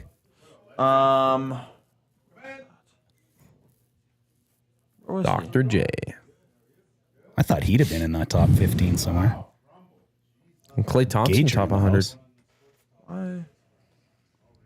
The Edmonton Oilers' new goalie coach. Julius Irving. He was 20, was he not? He was there. Oh. Because I said Kyrie. You said Kyrie and Right, that threw me right. off. Sorry, Yeah, sorry, right. sorry, Was- sorry. Was he in the top 20? He was 20. At 20, I think He you was said. at yes. That Because might that's be- where I was like, Kyrie? Sorry, yeah. Kyrie, what? I think my brain went down the Kyrie path once you said that. I had to double That's check. low for Dr. J, maybe? I don't know. Again, it's so, like, this is now where it's just so subjective to balance. And like, clearly this list has more, like, to me, a little bit of a recency bias. Well, I got Jerry West. Was and- Jokic above him? Well, Jokic is above him. You know, you've got KD up there. Like, you're immediately like, whoa. And like, it's, Yeah. so I think there's a bit of recency Greek bias Freak that one. is a little early, maybe. Can you but- go through the top 10 again quickly? Yep. MJ, LeBron, MJ, LeBron, Kareem. Magic. Yeah, Magic at 4. Yeah. Bill Russell 5. Okay. Shaq 6. Yeah. Tim Duncan 7. Yeah. Larry Bird 8. Wilt 9. Steph 10. So now I just got to go check something here because I think I'm right on this. Yeah. 5 of the top 10 Ooh, Luka Laker Doncic players. is at 57. Yeah. That's high early. 57? Yeah. 57. He's already the 57th best player in the NBA history. They Well, said. Come on. Westbrook was 48, I think I saw, or something. Westbrook was great. Yeah, Westbrook, at his peak. Westbrook At his peak, made yeah. us talk about triple doubles. Yeah. Because Yeah. he was just getting it like it was And candy and how to stuff. Like, defend. Like he was just so good at being able Wilkins to. on the list. Sorry. That's okay. which Wilkins? Dominique. Dominique's on. Well, of course he's on the list. He's He's 51. I know. he wasn't even a glimmer in his parents' eyes at Like, 94. is Derek Fisher on that list? I'd have to look. I love some of the old pictures. Who's and the highest games. Canadian on the list? Well, Steve gotta Nash be would Nash, have to right? be It on the was one. Steve Nash. Yeah, I saw yeah. Steve Nash. I don't know if there's another Vince Canadian Carter's on there. somewhere. Steve Nash, Well, 35. he's not. I don't know if there'd be another Canadian right now. Yeah, not yet. I That was guess. Allen Shy might Iverson. be on the outside. He might just be shy. Give it 10 years. Well, that's the thing. Like, I don't know if there's a Canadian yet that would crack the top 100 at this moment in time. SJ will be there. Will, yeah, for sure. Can Jamal Murray get there? Like I don't you're know. saying Nash wouldn't even be in the top 100 all time? No, I'm outside of Nash. Outside of yeah, Nash. yeah, Because yeah. Nash is on there. Gotcha. Nash we know is in there. Yes, gotcha. Okay. I don't know if there's that second player right now today. SJ will be there. Agreed. SJ, when his career's over, we will talk about him in the top Yeah. 100. I don't know. Like, can Jamal Murray work his way into that one? I don't know. They got Dame at 64. I don't mind that. Joel Embiid, 66. Yeah, when he's healthy, he's good. Yeah. There's also Jimmy Dennis Butler. Rodman, 67. Is that low? Super high. I don't know. He was that for his play. One for and a what he- half dimensional player. But he brought what he needed, like that team needed, and he served his role. That doesn't make you one of the greatest of all time. You need to. I don't know. I'd have to see the. I'd have his to look. lowest ranking was unranked. Yeah. Top 100. And then he highest was 32. I'd have to go look closely. Got to at be all an the votes MJ and lover. stuff. No. Yeah, I don't know. Oh, there's Kyrie, 69. Yeah. Nice. Okay, there's a recency bias to these things and stuff too that you're always gonna have because it's what you've seen more recently, and yeah, like how many of the old players have people seen? Now, how Wes often are you Unseld? looking at film from the 70s? Like, Yeah, I'm talking let's be even before honest. that. Well, I mean, yeah, Bill for Russell's track record should speak for itself, whether Yeah. you've seen Yeah. him or not. sure. Like Yeah. at that point, But you're, you just don't. looking at You're not going to numbers, get right? the Dennis Rodmans of his era in this list Right. because you wouldn't have seen those players. Like of a guy like a Dennis Rodman 50 years from now will be out of this list because people will not have seen Dennis Rodman as much, and he'll be forgotten, and he'll be the superstars, like the top end superstars of this era, and they'll be the new current players that are going to be ranking in the top 100 because there's always going to be a level of recency bias. The Rodman one bothers me.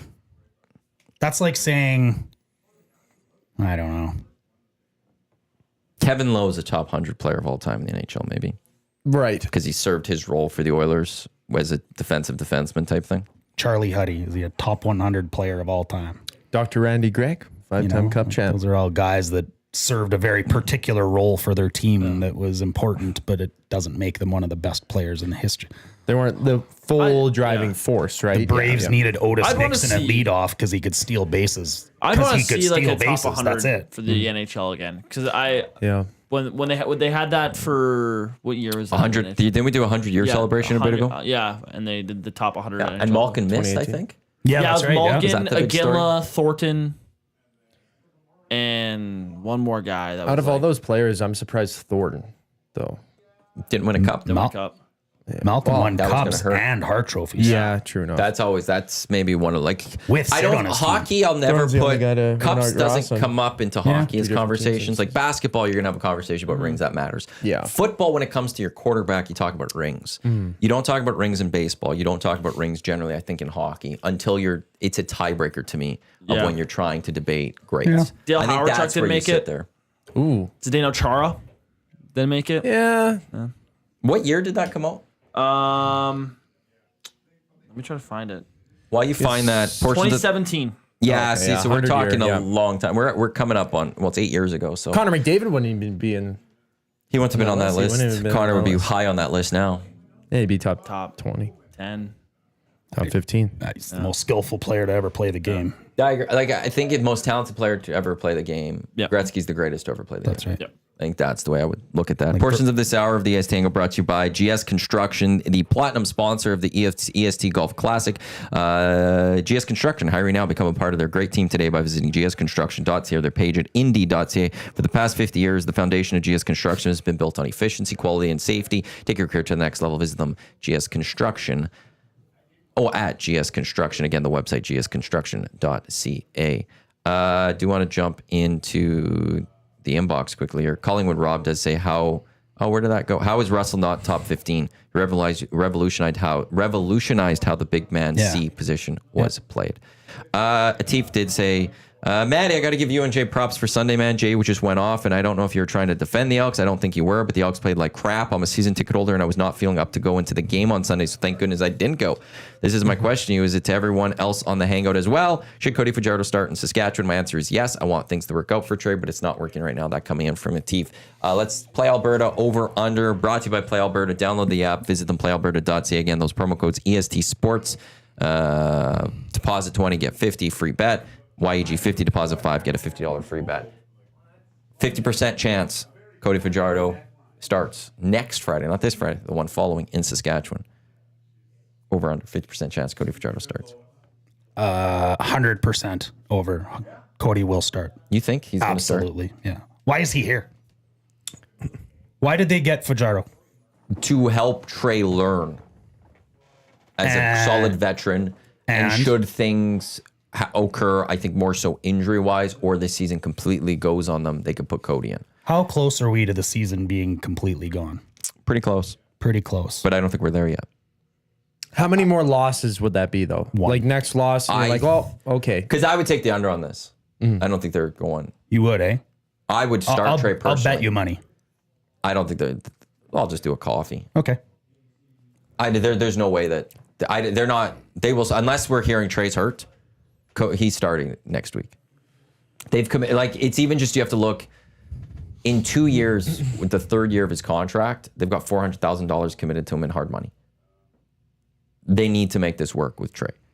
And I think Dusty off air, we were having a chat yesterday about it. I think it was him that brought this up. Maybe you go to Fajardo for like 2 games and say, Trey, we're going back to you, but we're gonna. Oh, maybe. Sure. But I think I think he gets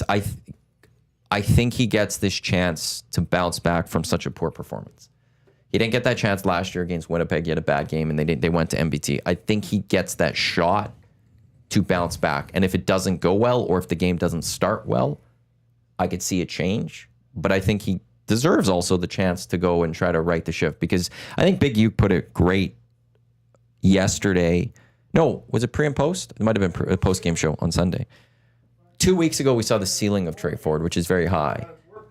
This past week, we saw the floor of Trey Ford. Unfortunately, it's really low. I think he gets a chance to try to show that he's more the ceiling guy, not the floor guy. I like that look at it. I would say it's over, but just a small margin for Cody Fajardo starting. Fajardo. There we go. I don't know. I had to say that a couple times, but it's like 55% chance that Cody will start to Trey's 45%.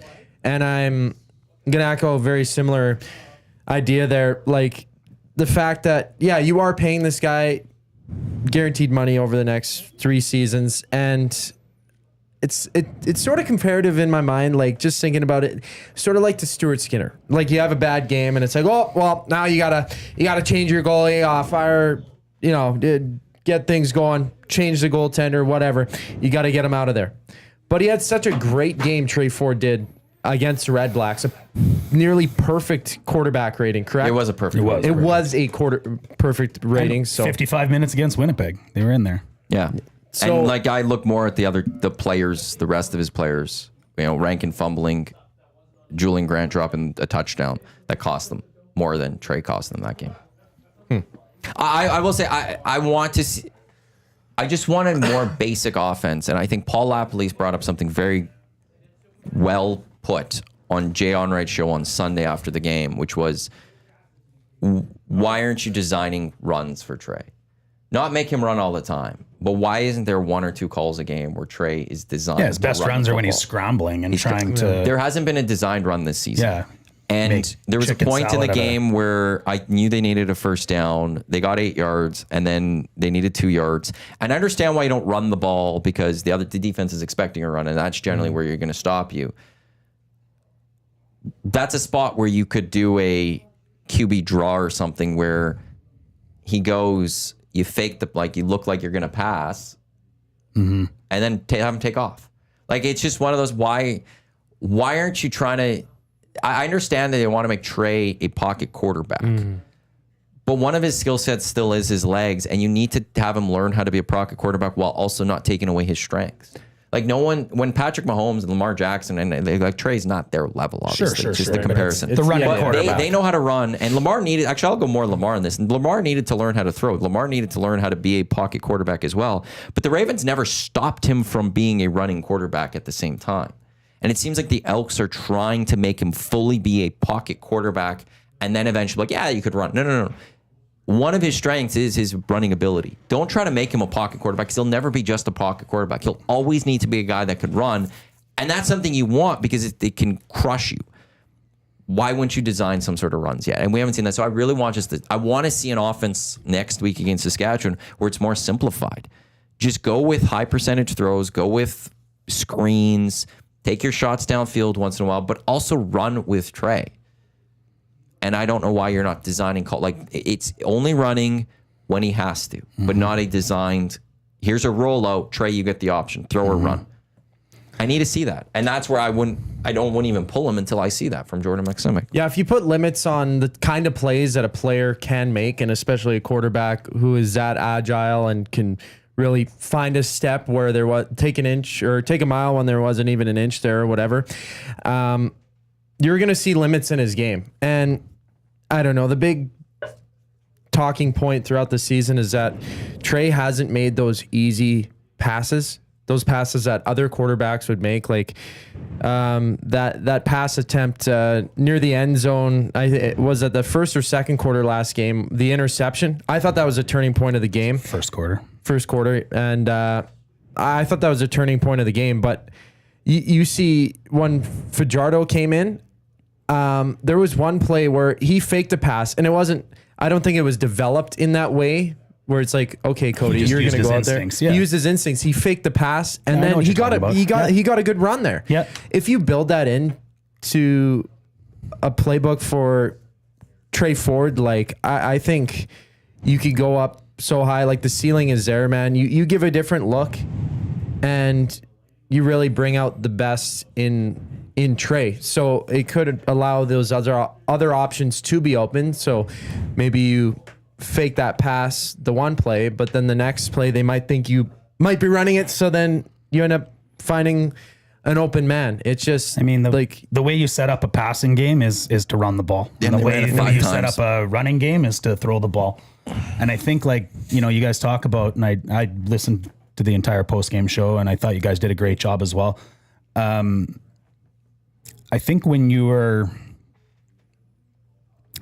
I lost my train of thought, dang it. Oh, I've done that a lot of times. You're like, wait, what was I even talking about? What were you on track about?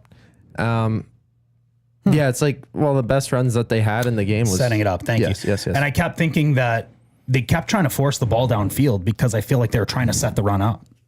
It's like, okay, we need to run the ball. It's like, how do they not know that? They ran the ball 5 times. Well, the other team ran it, 30? Yeah, and the BC Lions run defense is the worst in the Canadian Football League, and they didn't run the football. Right, so you're okay, so maybe if I can just get that one more pass downfield, I can set that run up next time. And they just, every time they had the pass downfield, it backfired somehow. But Jay pointed out too, though, that sometimes to establish run, you actually just have to keep running. So you may look like you're running into a brick wall, but you just got to keep doing it, and eventually you'll break one open. Or if you keep doing that, it'll set up that play action where you could hit them deep on that pass. That's right, yeah. And you set up the run by actually running more before you start passing. Yeah. I would like to see a more simplified offense for this team and more trying to let Trey be Trey and utilizing his skills. But the thing about Trey is he needs to, he has that high ceiling. He needs to, find a way to bring up his floor. It can't be that low. When he's having a bad game, it can't be bad like that. His like- bad games got to be better than that. And two, he's then just got to be more consistent on when he has those bad games. They can't be one good, one bad, one good, one bad. It's got to be 3 good, 1 bad. Snip, snap, snip, snap. His highs are highs and his lows are lows. I think you said that yesterday. It kind of reminds me of Bouchard. Like when he's on, he's the best defenseman in the NHL. Literally. Like, look what he's done in the playoffs the last few years. But when he's not on and he's making mistakes, my God, it costs you, right? It's like, ooh, that was a blunder. It was hilarious though. Hearing Trev, he was comparing the Elks losing at home to the Lions to a bunch of Evan Bouchards out on the field. Oh yeah, that's right. Yeah. So it was sort of like that. Like you give up a play, you could see the play that he wanted to make, and then it just didn't happen. So yeah, just targeting back to those. I don't know, those bad games for Bouchard as well, but you don't want to betray Ford. Oh, snap. I see what you did there. There we go. Okay, I'm going to argue with Maddie for a bit here. Before you do that, stay tuned to the Nielsen Show tomorrow. We got a little bit of news to throw out there when it comes to the Elks. Oh, I'm excited. Tease. That's what I'm supposed to do. That's yeah. What are you arguing with me about? Well, Wait, before I do, I have everything covered. Oh, Look at the producer I think I'm missing keeping one track. thing. Benny, Matt, Zach, Dash with you here. EST Angle presented by Sentinel Storage, Canada Storage experts, more than 2 decades helping Canadians through life transition. Canadian storage provider by Canadian sponsors and partners of the Edmonton Elks as well for your storage needs. Sentinel.ca. I think now I'm good. What are we arguing about? Well, you won't be after this argument. I don't even know what we're arguing about. all right. So you and Jay are pretty adamant about this. The three of you were pretty adamant about this on the Hangout. And I'd like to disagree with all of you, I think. So we all give Coach Knobloch praise. You know, keeps us cool. Oh, this part. Were you the texter yesterday? I don't know. Oh, then no. Apparently not. Keeps us cool. As a result, the bench keeps us cool. They're cool.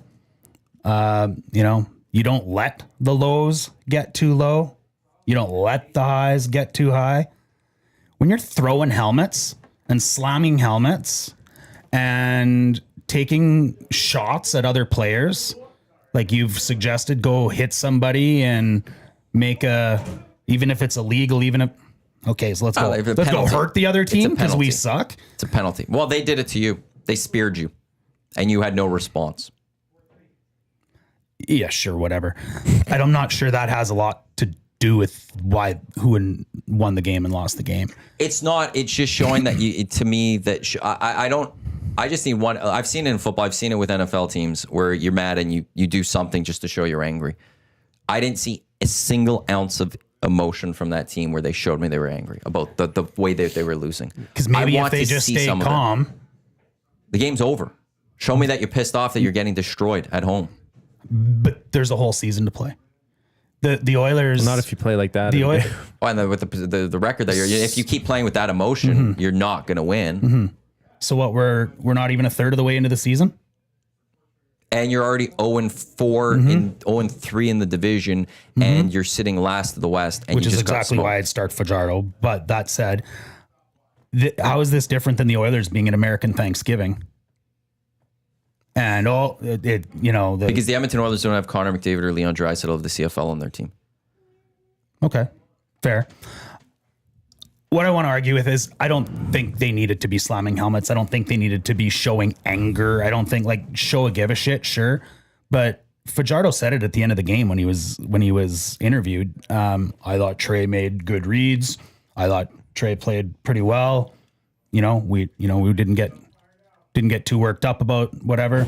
I think that him literally saying that in his post-game interview, I think that tells you right there that the coaching staff and or the team and or whoever in closed doors is talking about, guys, let's not get out of hand. Let's not get too crazy here. Let's just keep everything, where we need to be and move forward. And next week's next week. And right. It's no different than going down 0-3 in the playoffs. If you're in the NHL, it's just all about next week. So sure, throw your helmets, cry, scream, "Whoa, we lost and this sucks," and I'm gonna go clip somebody or spear somebody as a result. Go back to the drawing board, go watch some video. Sure, but football is a little different than hockey. It's more physical than hockey. Yeah, and there's a physical play on every single play, every single snap. There's something that can be done. And when you're getting like that is a historic bad loss. It was the second 100%. worst time of possession since the CFL started recording the stats since 96. Nobody's ran the ball that much in a You've got- game in 60 years. Or Yeah, got for the Lions since run 68. over. They took over. They dominated you physically. They dominated you with execution, and you just walked off the field entirely as if it was just any ordinary loss. And I didn't see it, like, even in the post-game press. It's not even like, we didn't even see the look to me that we saw from Connor and Leon when they lost to the Dallas Stars.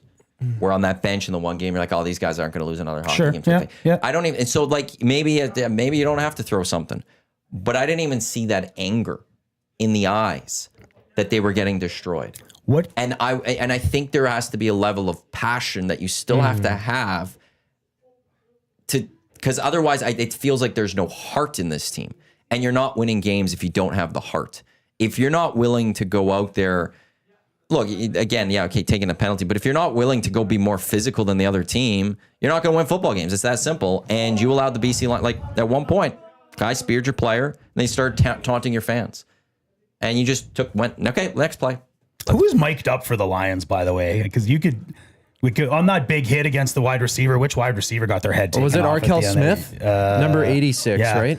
You could hear there's a woo, like they were just That whoever was was a on huge the hit. was mic'd up was pretty excited there. Smitty but- the welder, losers accept losing. Yeah. I think, and that's what I think. Sure, I That's the see. mentality. sure, Yeah, sure. I I'm get seeing that, a yeah. team that is just I get okay that. with what's happening, and I have seen various quarterbacks across the board in the NFL come off, take their helmet, and just smash it to the ground Sure. quickly, and that's enough to just show me you care.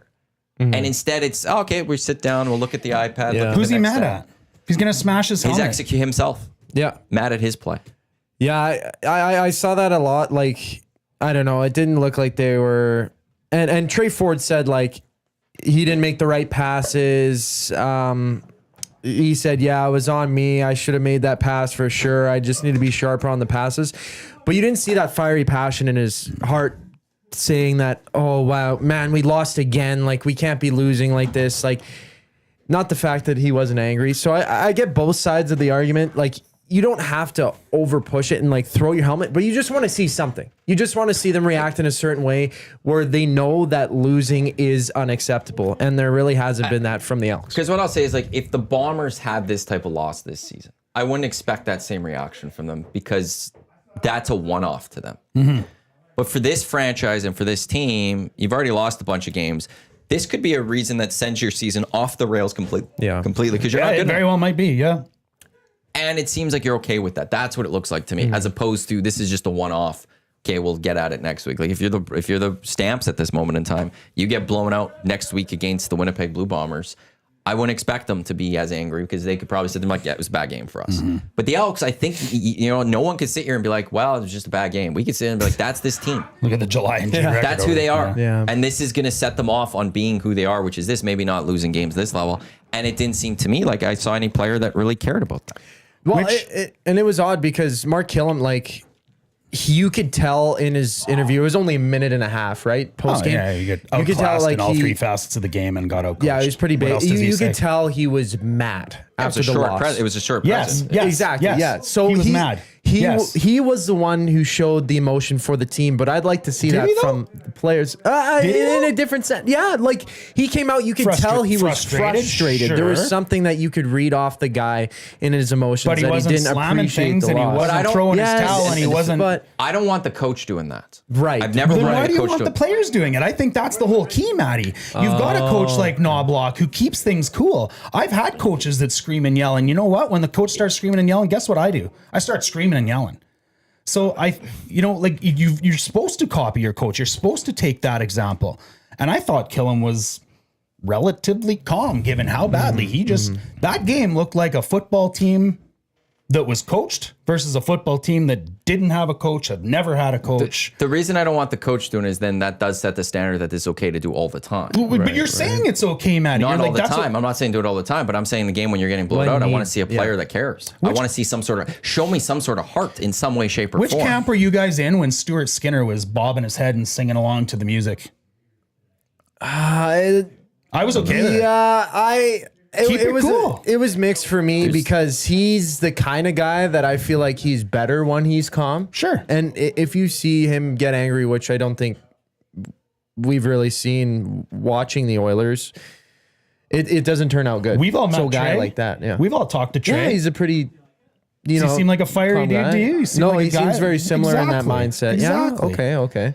So I don't think you start slamming helmets. I don't think you start swearing. And where does that get you at the end I of the don't know. day? I see Go goalies win that the get next game. pulled after letting in 4 goals and they smack their stick on the ice or on Watched the them do bench that and they a walk to couple the times. room. And I don't mind seeing that because you just had a very poor performance. And you look like a poor and sport. And I don't ever think a goalie's a poor sport when I've they do slammed that. my stick more than any hockey player in the world. Like, I'm just When telling I you that- see a goalie get pulled and they smash something on their way to the locker room, I don't ever think poor sport. I go, they know that they had a rough night or their team had, like, they know. Yeah, that's I never. fair. Nobody thinks and- Tuukka Rask is a poor sport. They just think he's a fiery competitor. And I wouldn't think that in a one-off situation of this. Like when the Elks lost to the Bombers, do I want that? No. When they were losing to the Owls, no. When they lost to the Lions first week, no, I don't want that. But when you're getting destroyed and dominated in your house, where there's the only good players we could point to in that game were maybe Cody Grace and Vincent Blanchard. He was 2 for 2 in his extra points. Didn't have to do anything else. There we go. That's it. The only offensive weapon that the Elks had was BC taking penalties. Well, and when you are that Seriously. when you are in that situation of that type of game, I want to see some sort of emotion. And that's where I just like the slamming of the helmet or something. It's a one-off. You know the response I liked? Put in Fajardo, and against prevent defense, you go and throw for a touchdown. Yeah, but that doesn't. You did it against a prevent defense. No one cares. Nobody cares that you slam your helmet either. I think fans do. I think fans sit there and go, "I'm pissed off," and this team's pissed off too. As opposed to fans saying, "This team doesn't have any passion. I'm pissed off. Why aren't they pissed off?" And then they get more mad as fans. Not if they get pissed off. If they get pissed off, it's like we're all pissed off. We're all in this together. We're all miserable in together right now. this But I think one thing we got from enough people from the postgame show is that they were mad that the team wasn't mad, and that it looked like And the I fans disagree. they care Yeah, more. I don't know. And sometimes it's just a pro sign athletes. to your. It's a job. Absolutely, do but it. I'll say to Stuart Skinner, there was one game this past year where post game he was smiling when he was talking, and that's who he is. But I thought in that situation he needs to know he shouldn't, because the message that will be sent to the fans is not one of, yeah, that's just who he is. He's okay with losing. Sometimes you have to, in the scrums, not during the game. Don't fake it during the game. But that's the problem to me, is that it naturally didn't come up with any of these guys that they were pissed off about a loss of that magnitude. We don't see closed doors. You know, But in the moment, you should be somewhat pissed off still. that's when emotion And is you raw. didn't do anything. Yeah. Like I'll go back. The BC line speared you, one of your players, and you didn't even do anything on that. You just lined up for the next play Yeah. and just let it be. And now it's not hockey; you can't get full Yeah, scrums yeah, type yeah, things. scrum. Yeah, exactly. But you don't do wanna be know pushed something? around. There's things that can happen in those trenches. There's things that can happen that are not always seen fully, and maybe that's what happened. We didn't see those, but Yeah, there is. Well, and there's the aspect too, like you see a team that's 1-4 and their player gets speared. They don't have a response. They don't step up. They don't fight back. If another team coming into town or hosting you sees that, oh, we could roll over these guys. Oh, that's fine. It's no different than the Oilers. In that Easy same to mind, play yeah. against. Yeah, and Right? there was parts in the season, for the Oilers that it kind of looked like that, and then they always have their lulls in the Yeah. season. But Well, with this Elks here we team, are, regular who season. have been perennial losers for the past 4 or 5 years now, they need to show some gusto in some way. So I'm kind of in the middle between your guys' argument here that they don't need to throw a helmet, but they need to show some form of life that it actually affected them. And of course it does. They're competitors. They're fierce. They want to win, but they need to show it, and that needs to be apparent, at least to me. The GM of this team is known for throwing a helmet Yeah. during a Labor Day game. He's a fiery dude. He got a penalty for that. There was a big brawl or whatever in Yeah, some of those games, and Pretty that's sure the owners got some fire to him too. so that's it's. I get it. I'm not sure that if we're gonna keep making these Oilers parallels, I don't need Connor McDavid or Draisaitl or Knobloch smashing his helmet or smashing a stick over the boards at American Thanksgiving. But they are different eras of their stages, and Yeah, this yeah, Elks team is more 100%, Decade of 100%. Darkness Oilers as opposed to Stanley Cup favorite Oilers. Yeah.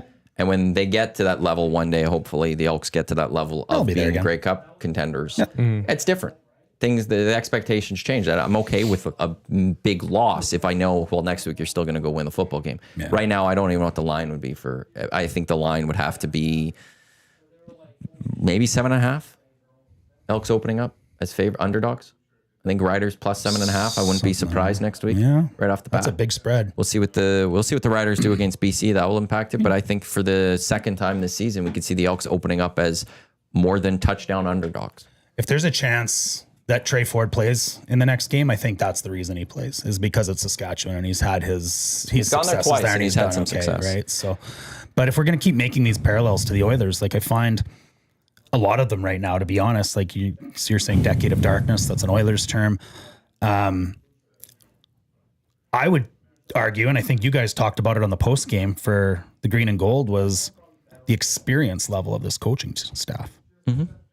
And they've never really, they don't have anybody on that staff that's gone all the way or that's really, been.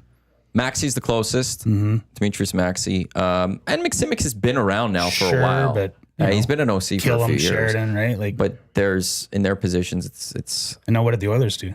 They got a rookie coach that's only got less than 2 years in the NHL and just went and hired a bunch of young guys that have very little NHL experience. I'm very curious. But Knobloch is a very tenured head coach based across the NHL. Top 10 probably now, right? I think he's 12 or something, 10, 11, or 12. I don't know if he's cracked 10 yet. Maybe Sure, he has. longest with He probably will. not overall. He's got the tenure. He's actually one of the seasoned vets out there. Combined playoff games and regular season games. Dash, thank you for coming in. This was great. Always fun. Yeah, we have to wrap up. Oilers Live. Thanks for being here. Thanks for having me. Heavy Hockey Network. Yeah, every Wednesday. But not the champs of the Heavy Hockey Show.